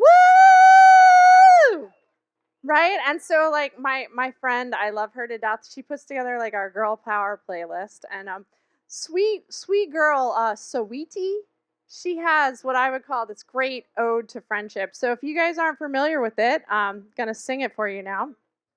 Yeah, that's right. It's not that good. That's my best friend. She's a real bad bitch. Drive her own car. She don't need no lift. That's my best friend. She's a real bad bitch. Has her own money.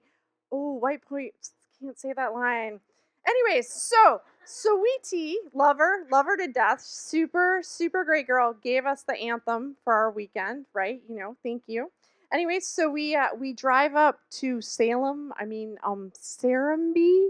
So who here knows what Serenbe is?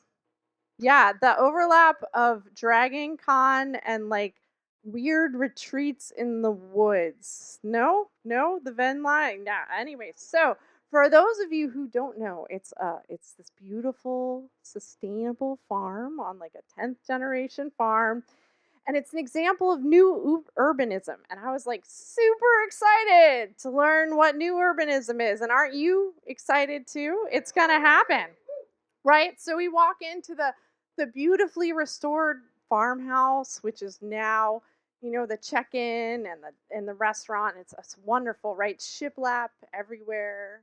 Um, those sassy little signs that said "Love Life, Get Out," and the sense of Serenbe, right? Sage, garlic, sulfur. I mean, very, very cleansing. So we walk up, and Karen checks us in, and she's like, "Oh, I'm so excited that you're here. I'm Karen. Can't wait to have you here. We're in the main audience. We're in Sunnydale right here, and then you're going to be staying down the road in Hawkins, and then your goat yoga will be at Camp Crystal Lake, and then your wine tasting will be at Haddonfield, and like Elm Street is just connecting it all, right, all the way through. And here are your keys. Oh, Karen, is this keychain a wooden stake? Oh, no. It's a croquet peg, artisanal. Oh, okay, great. So we're staying in Hawkins. It's beautiful. There's like Spanish moss hanging from the trees, and it's like artisanal shops everywhere.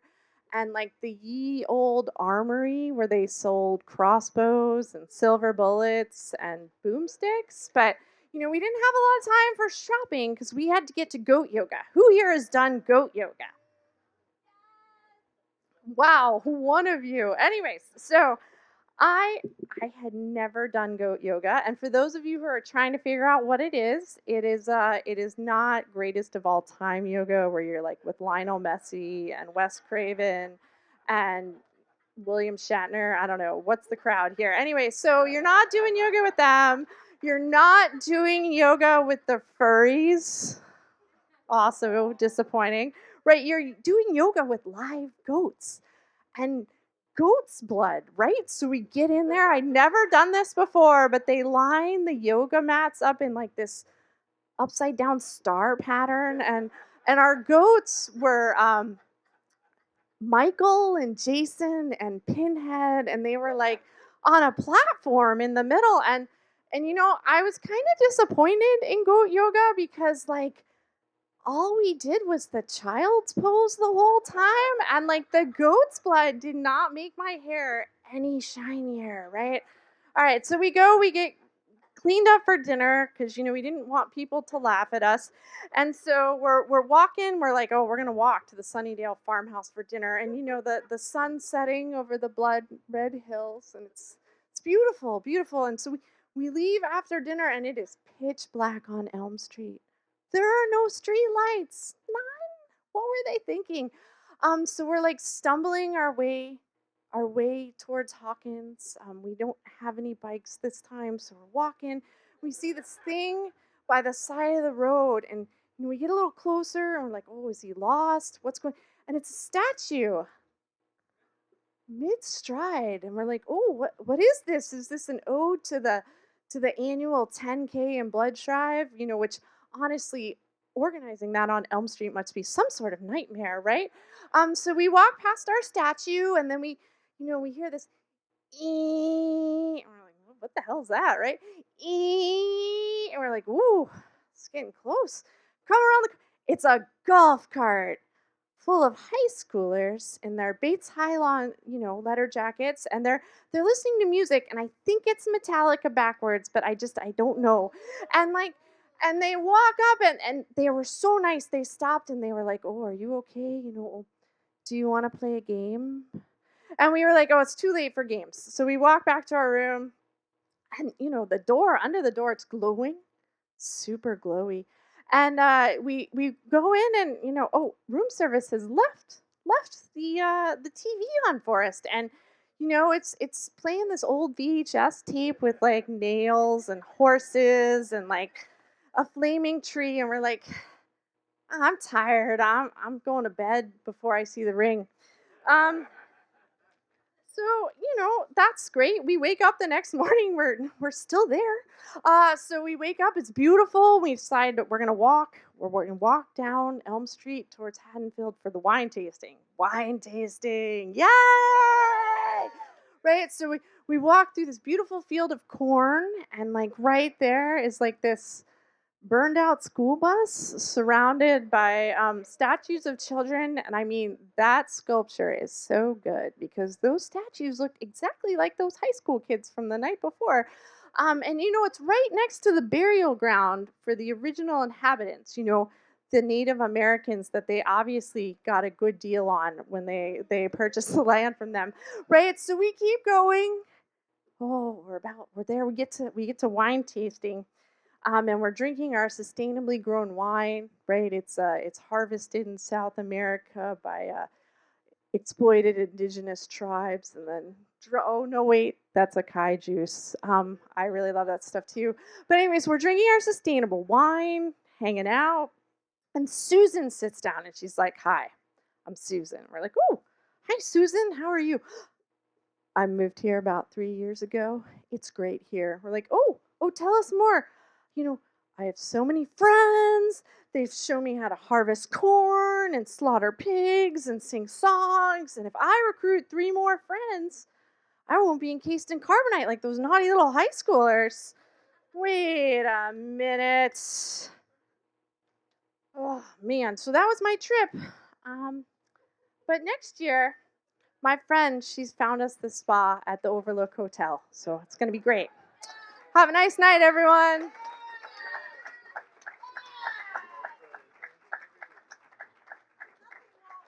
Amy Sharma, ladies and gentlemen. All right, we have a couple more comics. We saved the best for last.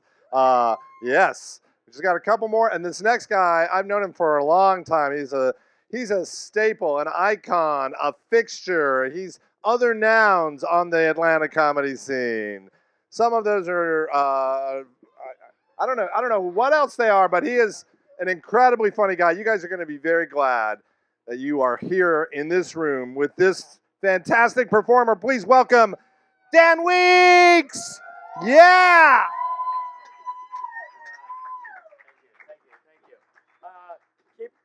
Keep it going for Lou, who I literally just met 5 minutes ago. I have no clue who the guy is. I don't know what that intro is. I don't even know where I'm at. Am I at the Hyatt or the Hilton? All I know is that I feel like my dad is running the air conditioning at the Hilton. What the fuck is going on right now? Obviously, this is a 75-degree household, but we're 68 people. Like, he's like, hey, do you want me to pay the energy bill for the whole goddamn neighborhood? I don't think so. It's great to be here, guys. I'm glad they came out. I'm glad these people came out. That looked like a Tinder date that happened way too early right there. That's what happened there. I fucking love Dragon Con. I've lost my voice. I'm glad to be here. I'm glad to be home. Keep it going for yourselves for coming home. This is what it's about. This is what it's about. Here, people go, oh my God, you look like Jim Henson. I love your look. All right. Outside of Dragon Con, they're like, you kind of look like Union Soldier, third from the left in an Abraham Lincoln photo. Not the same vibe, not the same energy. I just look like a basic white guy. I look like my favorite band is Kings of Leon. I look like I'm in Kings of Leon. Here's the deal. I'm actually in Kings of Leon. I'm the bass player. All right. Favorite restaurant is Taco Mac. Let's go. Yeah. What kind of wings do I like? Not spicy wings. Favorite condiment, is it ranch or blue cheese? No, it's mayonnaise. That's what I like. Favorite music? I don't even like music. I just listen to NPR all day. That's what I do. I want to go to sleep to cat women talking about recipes. That's what I'm here for. That's why I'm at the Calico Cove. This looks like a real estate sign, by the way. Who's the graphic designer here? We need to have a chat. This looks like a real estate. This looks like a travel company my mom used to work for in 1987. All right, I didn't realize a lot of people work for Calico. So I'll tell you a little bit about myself. I don't like technology. I hate it. What has technology done for our lives? Has it made it better? Maybe. Maybe. Here's what it's done for me. It's made me come up with more passwords every goddamn day to log into more fucking things. How many passwords do you need? People are like, it's for your own safety, it's for your own security, so nobody steals your identity. It's like, really? You want to steal the identity of a 40-year-old man who just put a mattress on layaway? I do not want that identity. You can keep that identity. I've been in the woods doing mushrooms for 2 days trying to lose that identity. Turns out a credit score still exists after an ego death. What's up? All right. Mike's working. All right. There it is. There it is. We got 12 more comics, but I'm doing 50 minutes. Doors are locked from the outside. Let's go. Are you with me? How fucking long is this room? I can't even see the back. Like, what the fuck? It's like one of those infinity mirror tricks. I just see people in open seats. I don't know what's going on. This is what it feels like when you're doing comedy off strip in Las Vegas and fucking, I don't know. I couldn't handle that riff right there. I got way too off the reservation. I didn't know what to do after that.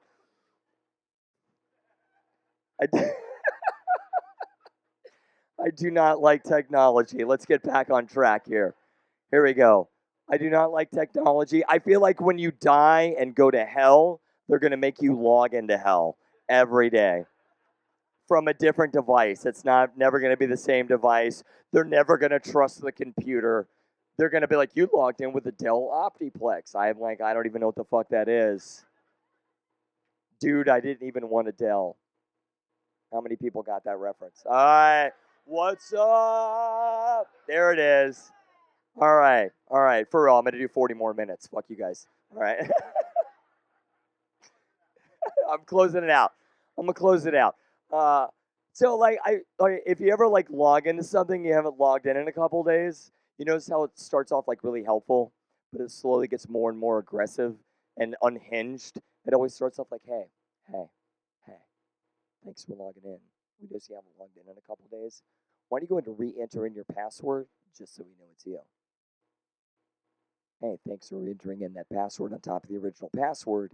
Just as an extra layer of security, we're going to go and text you a 6-digit code. So go ahead and check your phone, enter that 6-digit code on top of the re-entered password on top of the original password.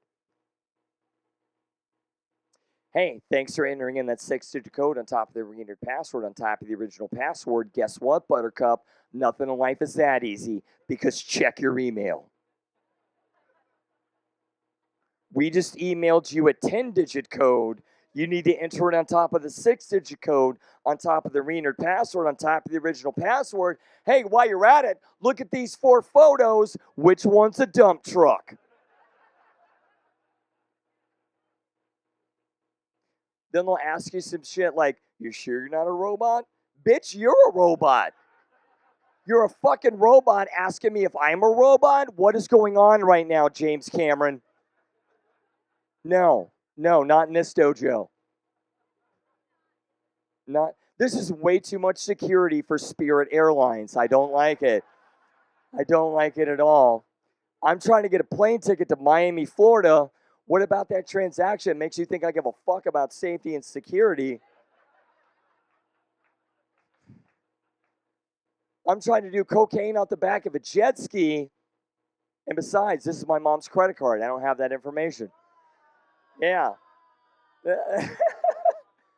I can't wake her up out of a white wine slumber to get a CVV code. You're not fucking doing that with Mom. She's tucked in. She's had a few Percocets. She's had a few Zinfandels. You don't do that. Thank you. I just feel like I'm getting old, and that's one of the signs that I'm getting old. Here's one of the big signs that I'm getting old. When I go to the club, I don't recognize one song. Not one song that's playing.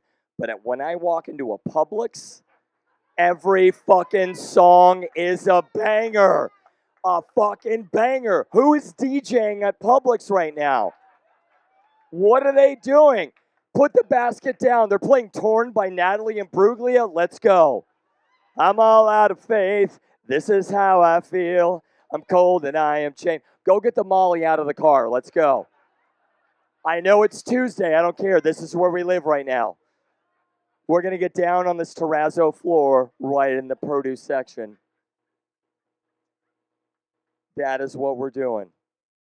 Man, I don't know what my next joke is. This is in trouble. Yeah. Thank you. Did I do enough? Is that enough? All right. How much more time do I got? I can't even see what's in front of me. Terrazzo floor. Do you want me to end with terrazzo floor? I don't know if I should end with terrazzo floor. They're not ready for terrazzo floors. Do you guys know that there's a lot of people over here been yelling at me the entire time? Probably not. Because this entire room is just geographically doesn't make fucking sense. Like, I don't even know how long. Is this 100 meters? All right, it's 1,000. All right. I feel like I could walk 500 miles and also walk 500 more. Thank you. Thank you. I appreciate that. Please don't do this for the rest of the comics who are on stage. All right. Like, I'm doing good. I can handle it, but, like, yeah, obviously. All right. Yeah. All right. Here we go, guys. We're going to wrap it up. I have an hour and 20 minutes or 1 minute and 20 seconds. Let's find out. Let's find out together. Let's find out together. I don't sleep very well. I have a lot of nightmares, so I bought a weighted blanket. Still not sleeping well. Still have a lot of nightmares, but now they all take place in quicksand. I don't know how to write that Amazon review. I don't know what to do with that. All right, here's something that happened. Is you guys ever go to the Renaissance Festival? Yeah, I fuck hard with it. If you've never been to the Renaissance Festival, I can imagine a lot of this is the demographic. But I like to tell people it is like imagine medieval England taking place at Burning Man, run by carnival workers with neck tattoos. All right, and they all have theater degrees. They all have theater degrees. And it's a very specific type of theater kid, too. It's like, wow, that's a lot of stick and poke tattoos for someone who knows every song from the musical Rent.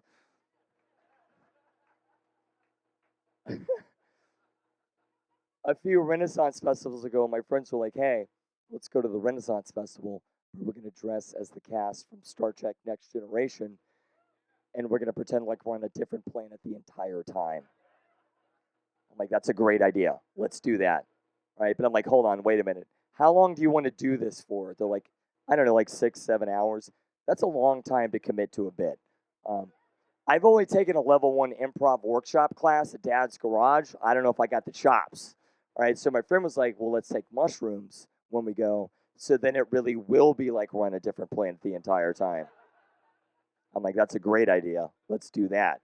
All right, so we showed up to the Renaissance Festival, decked out. We all took our mushrooms. But here's the thing.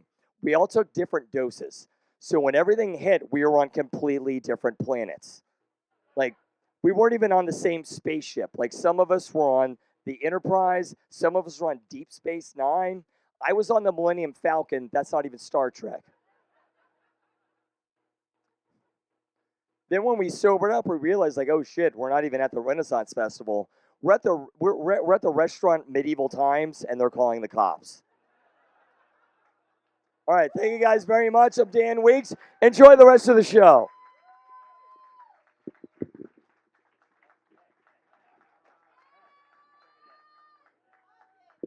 Mr. Dan Weeks. You guys are the best audience at Dragon Con. Give yourselves a hand. You're amazing. We're counting down the last 3 comics. They each got 10 minutes. You guys with me? Good. All right, we got this. The next guy, an incredible talent on the Atlanta comedy scene. He has been growing and developing since he was a student at Georgia Tech in the Georgia Tech Comedy Club back when Pete and I were actually faculty members there. And now he's out there in the world doing some fantastic, funny stuff. Please welcome, ladies and gentlemen, Mr. Patrick O'Malley.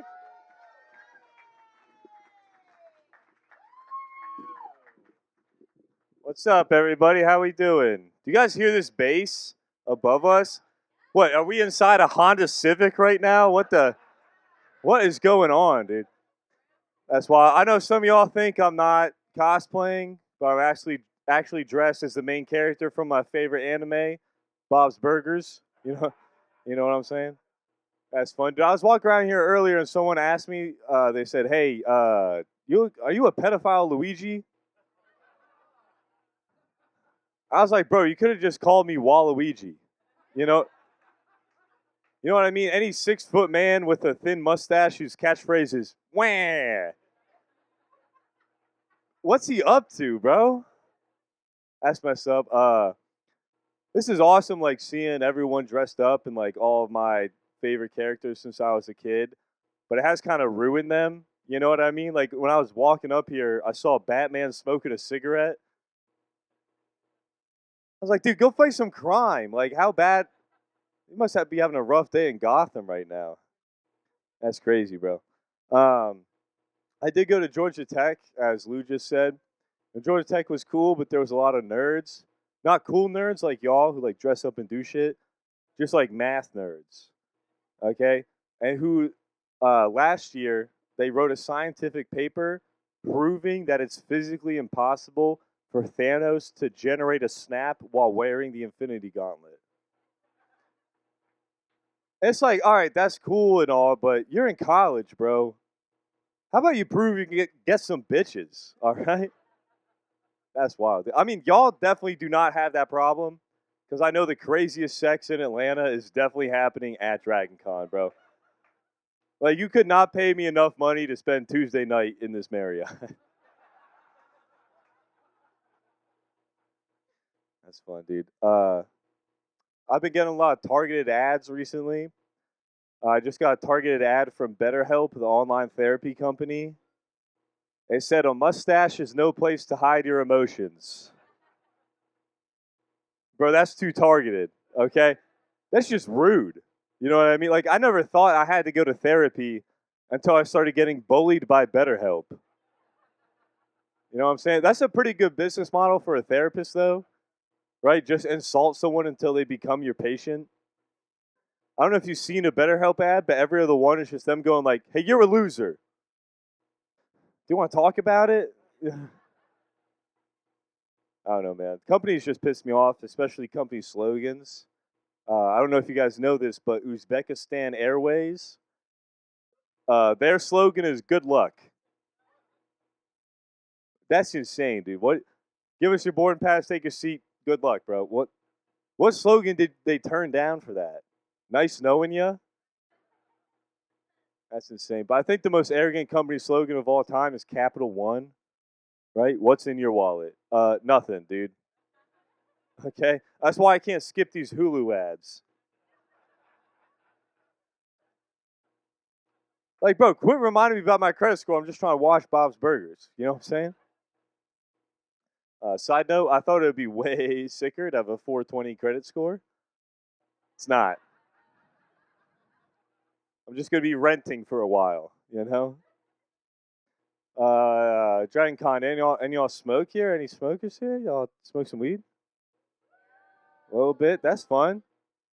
Oh, you definitely do. I could tell. I was sitting over there. I already knew that that you're on that. That's fun. I love smoking weed. First time I ever smoked weed was back in high school, about 10 minutes before I had a shift at KFC. And I got there super high. I was like, all right, I had to make one of the famous bowls, but I was like, I know how to do this. You know what I mean? Mashed potatoes, chicken, corn, gravy, put the lid on it. And right when I put the lid on it, I was like, fuck, dude, I forgot something. I forgot the bowl. You hear what I'm saying, dude? I literally threw slop on the counter and smushed the lid on it. And I was like, give them extra napkins, dude. I don't know. And my boss came up to me as I was cleaning it up. And he was super cool about it because he was the one I was smoking with. And he said, hey, do you want to take your break now? And, part of me was relieved, but most of me was embarrassed, dude. I don't know if you've ever been asked to take your break 15 minutes into your shift that you're already 10 minutes late to. Not a great feeling. But I don't work at KFC anymore. I work in, like, corporate America now. Exactly, dude. It really sucks. Everyone is very bland. I don't like it. I really miss when I worked, like, labor jobs, with a bunch of blue collar people. That was so fun because they would say the most ridiculous shit ever. You know what I mean? Like I started working at a cement plant a few years ago, and first week I was there, I was out getting lunch with my boss, and we saw a pregnant lady, and he just nudges me and goes, "Huh, she fucks." What? I guess so, dude. What? It was crazy, man. That place was wild because we had an electrician named Harry, who every day at 2 p.m. was allowed to have his girlfriend come over and give him a blowjob behind the cement packer.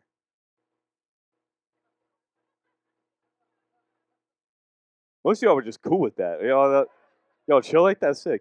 But I asked my boss, I was like, why is he allowed to do this? And my boss just went, he's the only one that knows how to work in high voltage. You're goddamn right, he gets head, he's an asset. I guess that's better than an employee of the month parking space, but that's just crazy, dude. And when I worked there, I was 20 and everybody else was 40. So I kind of felt like Tiger Woods at his first U.S. Open, you know? And they would just talk about the most random shit sometimes. Like one day, all these grown men just started talking about their favorite way to get a blowjob. And they were all just like, it's all about the balls. You gotta get them balls right. You know what I'm saying? It's all about the balls. Patrick, what do you think? You like the balls? And I was like, I'm not a big fan.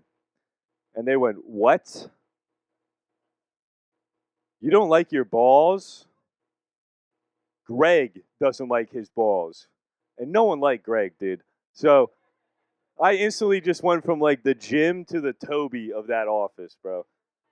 Social status plummeted, and I guess word got out because a week later I met the owner of the whole plant. I was like, what's up? Nice to meet you. I'm new here, Patrick. And he's like, oh, Patrick. I hear you get sucked like Greg. I was like, damn, dude, I guess that's better than when all the electricians called me No Balls O'Malley.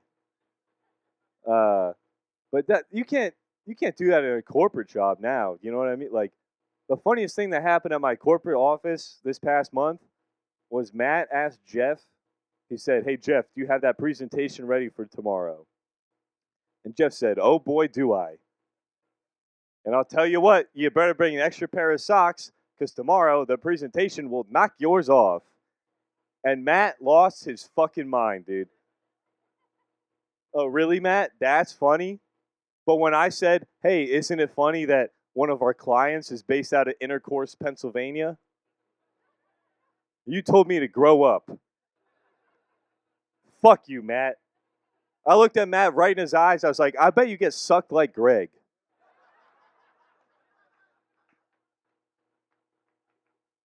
That's fun. Was anybody here ever in Boy Scouts? Y'all were in Boy Scouts? So y'all can vouch for me that the number one slogan in Boy Scouts is be prepared, right?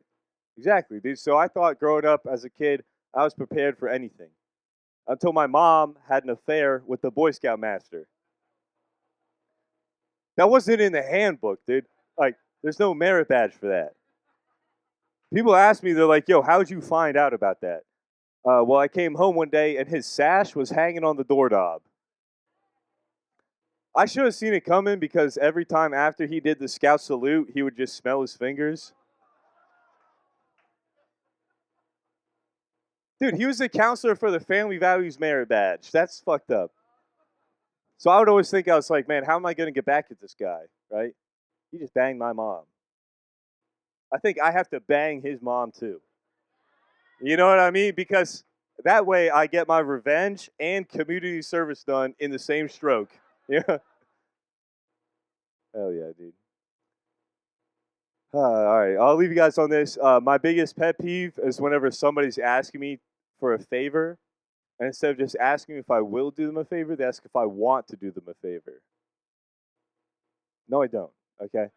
Like the other day, I was having dinner with my stepdad, and he said, "Hey, do you want to pass me the pepper?" I said no. Right? Like I will pass you the pepper. I want my family to get back together.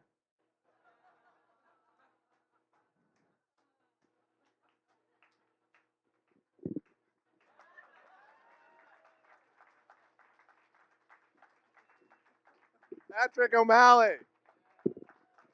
All right, hang in there, folks. We got 2 comics, and we have literally saved the best for last. So you guys are not going to be disappointed. Yes, and yes, is exactly who you want to see on this stage next. She is coming up. Another fresh voice in the Atlanta comedy scene. A very funny woman. Come on up. You guys can come forward. It's about a quarter mile from the back of the room up here. I mean, you can jog it. It's good for the heart. All right. She's a very funny woman. Please welcome to the stage Belinda DePriest.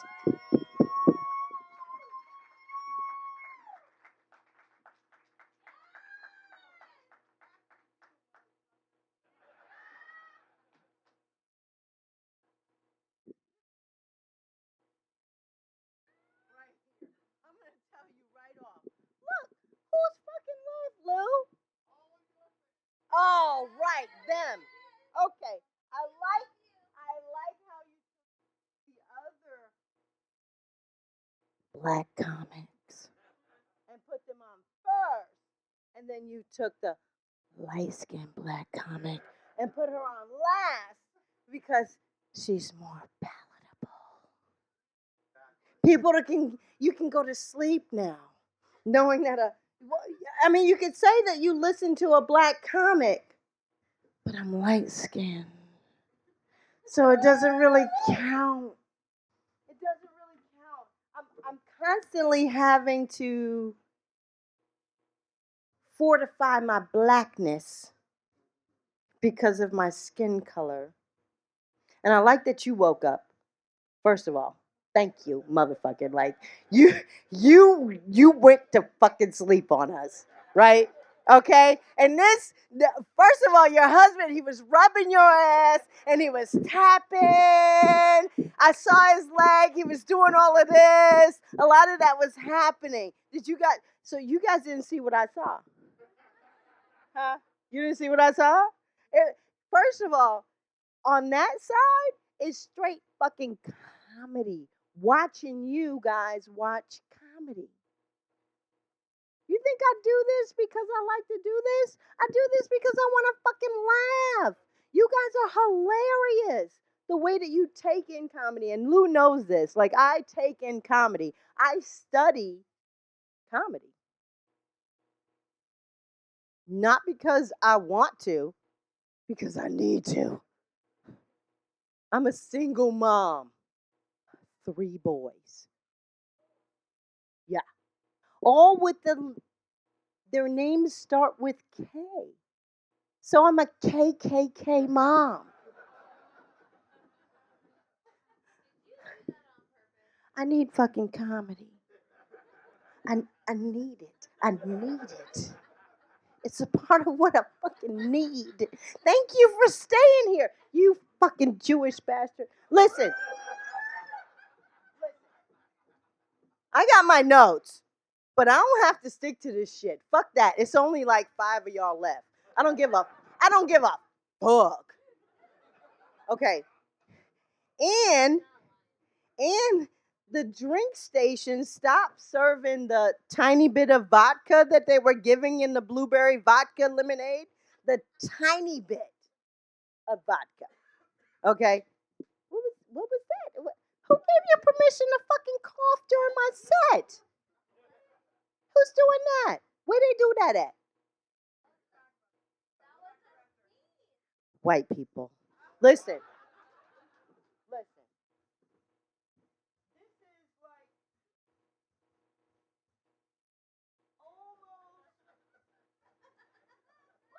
Y'all laughing because I'm 50 years old bending down. Y'all motherfuckers, look.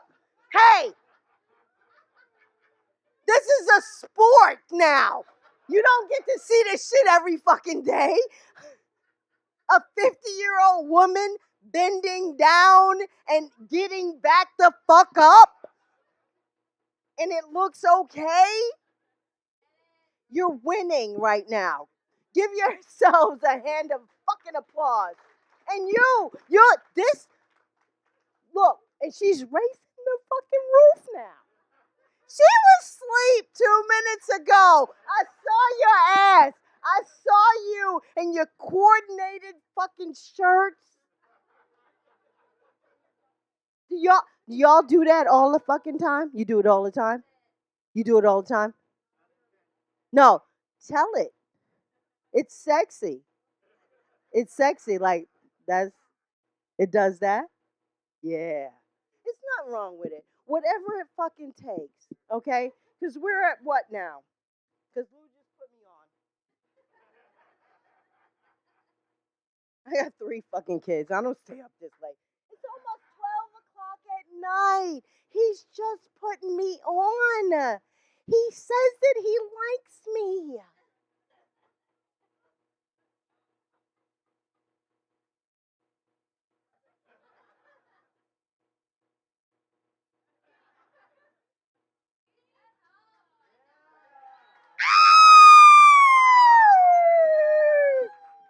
That just fucking happened.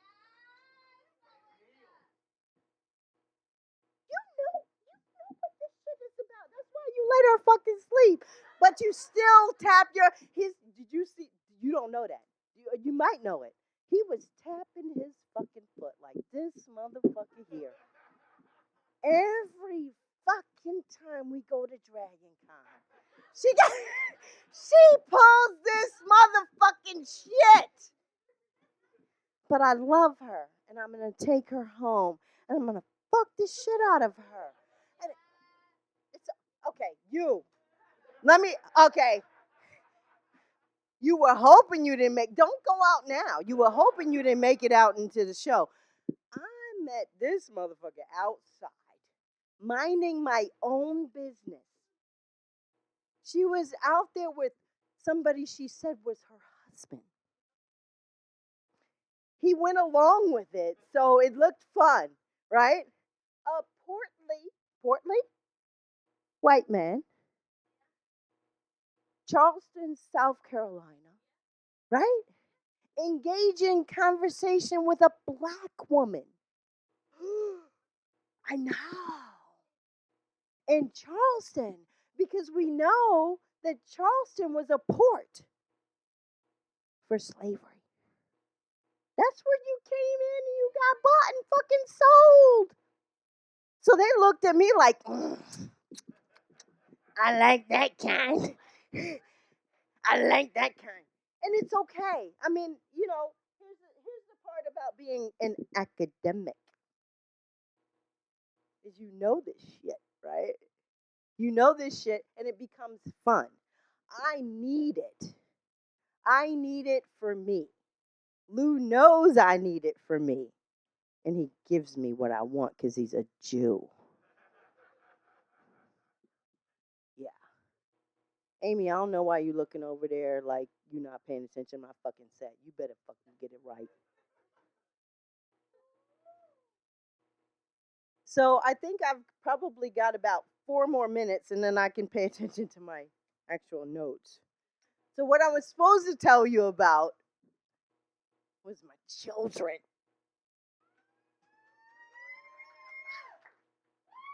I've got 3 boys. 3 black boys in America that I feed that don't get arrested. Applause! Applause! Applause! Right? They don't get arrested because they know if they get arrested, I won't feed them. Thank you. That's why I picked you up outside. This is my first time here at Dragon Con. This is my first time. First timer. Okay, so, all right, I'm going to flash you. Yeah, I put a bra on for this occasion only. I shaved my legs last week preparing, which means because I'm menopausal that the hair grew back. But I had you in mind. I was thinking about you. Okay? I'm even going to share to you because I'm oversharing right now. And I'm emotional. I put deodorant on.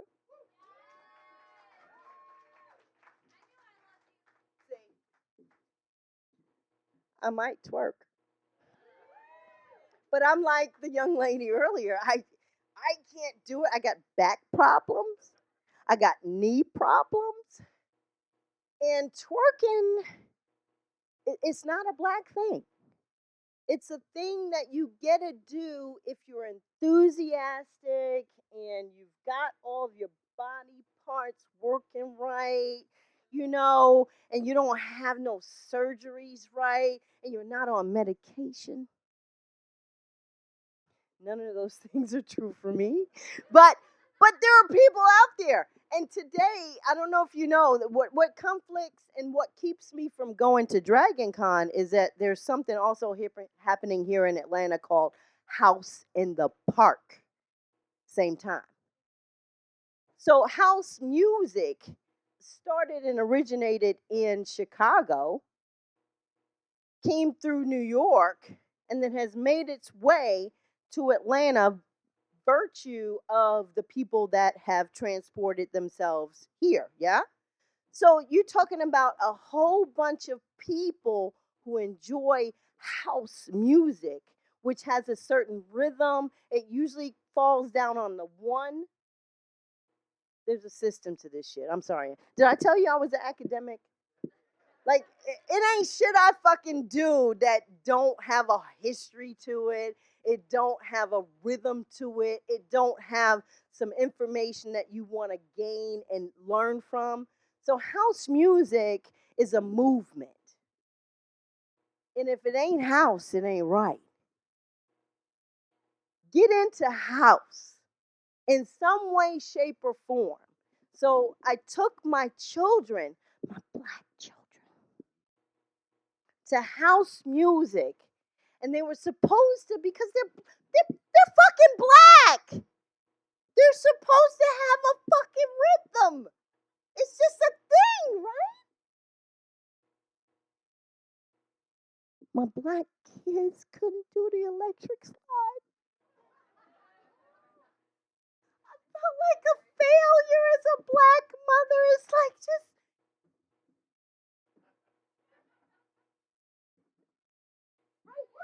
There are white kids that can do the electric fucking slide better than my black kids. My black kids are fucking academics. I'm so sorry I've disappointed you all, but I've enjoyed my time here tonight. Thank you so much.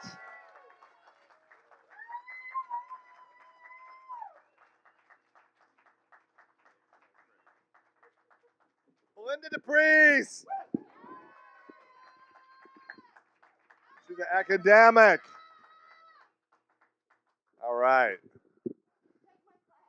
Take her classes.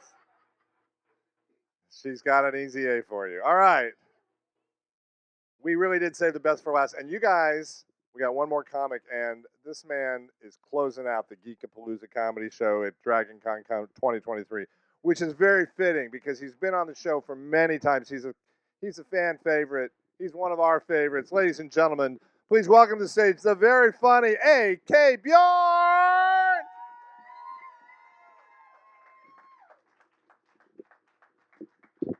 Oh my God! Hey, how you doing? This is the Skeptics track. So I'm not sure if I'm here or you're here. That's cool. I have some hard opinions. I hope that's okay. I have a hard opinion. Hopefully, you all will be on board with this. All right, fellas, we have to stop saying bitch as an insult to women. We gotta cut that out. Gotta cut that out. It's not right, and it's more importantly very lazy. It's a very lazy way to insult women. You can do better. You can be more creative, right? You can be way more creative. You can say things like, I hope your brand new braw's underwire jabs you in the side. Oh, yeah. There you go. You could say things like I hope when you go shopping for pants that the size 12 is too tight and the size 14 is too small. Yeah. You could say things like, I hope your period is 3 days too early and 6 days too late. Yeah. You see what I'm saying? Like, you see how that hurt him to the core? Way more creative. So I'm saying you got to get on board for that. I feel like I can trust you all. Is that true? Can I trust you all? Can I have a heart-to-heart moment? Can I reveal something about myself? Here's the thing. I've got OCD. I'm also a pervert. So I can't just start watching Booty Talk 7. I got to start with Booty Talk 1. I need to see character development. I need to see a story arc. I need to see if like some of these people come back in like, act 3. You know what I'm saying? My struggle. It's okay. I'm all about confessing things because I feel like this is a safe group. We can talk about things. Yeah? My confession is that I am a little jealous of white folks. But not for the legal and economic reasons because duh. I'm jealous because y'all get to have weird pets. Yeah. Sir, what's your name? Drew, I'm assuming you're white. It's very bright up here. No, okay. I thought I saw a little bit of a tan, like, juxtaposition. I need another Caucasian person, dude, Caucasian dude. I see him like looking down in a way, sir. What is your name? In the blue shirt. What are we doing? Hello. Is this thing on? Matthew. Yeah. Right. And Matthew's like, hey guys, guess what? I got a party at my house. And by the way, I've got a sugar glider. Everybody goes like, yay, we're going to Matthew's house. He's got a sugar glider. Do you know what a weird pet is for black folk? Fucking cat. If I want to have a kickback at my house, I got to warn my friends, like, hey, we're going to do a thing at my house, but by the way, heads up, I got a cat. And they're like, you mean like the devil's hamster? I'm not going over there. Yeah, that's why they don't hang out, because you got a cat. And they're like, fuck no. They're very cautious about that. Question for the group. Do you believe in angels? No. Now hold on. Here's the thing. When I say angels, are you picturing like a white woman in a Belk's negligee and wings, or are you talking about the biblically accurate version of an angel? You know, the ball of eyeballs and feathers hovering in midair. Do you believe in that angel? Here's the kicker. When that thing showed up in the Old Testament, the first things out of its mouth was, be ye not afraid. What? Be ye not afraid? Fuck, you've already shit my pants. What do you mean? Be ye not afraid. Skip several steps there. I'm at an age where I'm like, I feel like I'm in a sweet spot where I understand like the generation before me and the generation after me extremely well. Okay? Tell me if you've heard someone who's Gen Z say something like this. Oh, I love that for you. Oh, I love that for you. Next time they tell you that, chop them in the goddamn throat. Do you know why? Because that's their version of bless your heart. Yeah. Don't let them get away with that shit. Chop them right in the throat. I feel like as a society, we've had to deal with some weird things, and we've had some weird controversies and some weird conversations. Okay, one of those weird controversies and conversations has to go around whether or not a mermaid can be black or white. Fucking dumb. Here's the thing: if mermaids are real, The most important question is, do we call this a pussy or a fissy? That's the real question. Round of applause for fissy. If it's fissy, round of applause. Fussy? Is this a fussy crowd? Okay, it's a fussy crowd. Cool. That's what's up. Here's the thing. If Murray's a real, you land hoes ain't got a chance. That's the problem. How can you compete with a girl who can give head underwater and needs no air? What are you talking about? You kidding me? You're worried if it smells fishy? It's supposed to smell fishy? You can't compete with that chick. You don't have a chance. We've had like this whole thing where like we're worried about the influences and everything and what's on TV and what the kids are exposed to. And I think a whole bunch of us forget, not us here, but those people. We forget that we spent like years, Saturday morning after Saturday morning, watching a whole leather daddy with a harness and a whip team up with Lionel. And we all turned out pretty much okay, so I feel like they should calm the fuck down.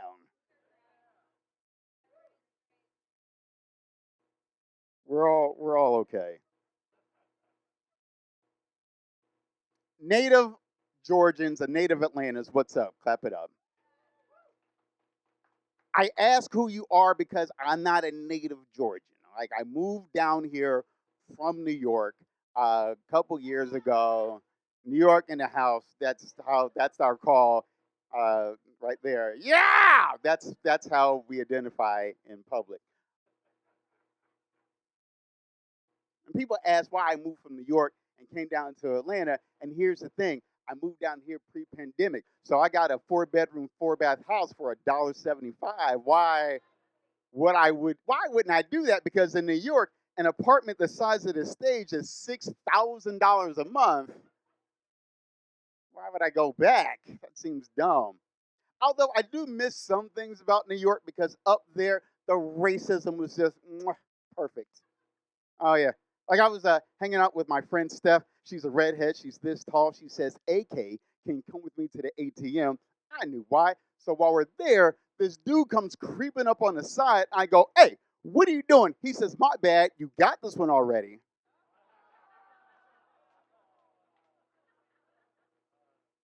I didn't appreciate getting profiled like that. But I also didn't want to blow my cover, so I robbed her. So you know what I mean? So you have to be careful about that. My wife, she's pretty awesome, but her job as the wife of a comic is one thing, and that's to keep me humble. That's her number one job. Keep me humble. Okay. I did I after a show, I came home and she was doing that thing where she was like wearing one of my T-shirts, and I'm like, hey, could you could you take that off? You're gonna stretch titties into it. And she said, you've already stretched titties into this shirt. Okay. All right. All right. Okay.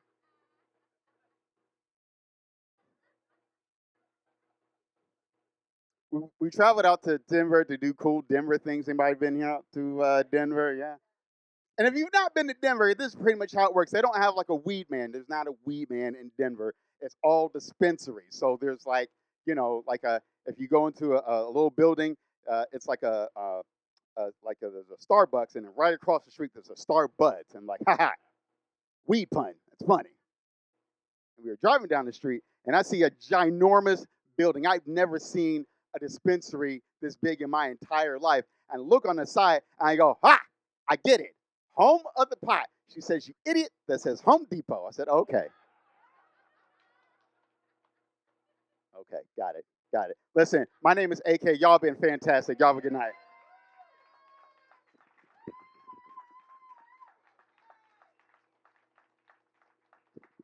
AK Bjorn, give it a hand. Give yourselves a hand for being Comedy Stamina Award winners.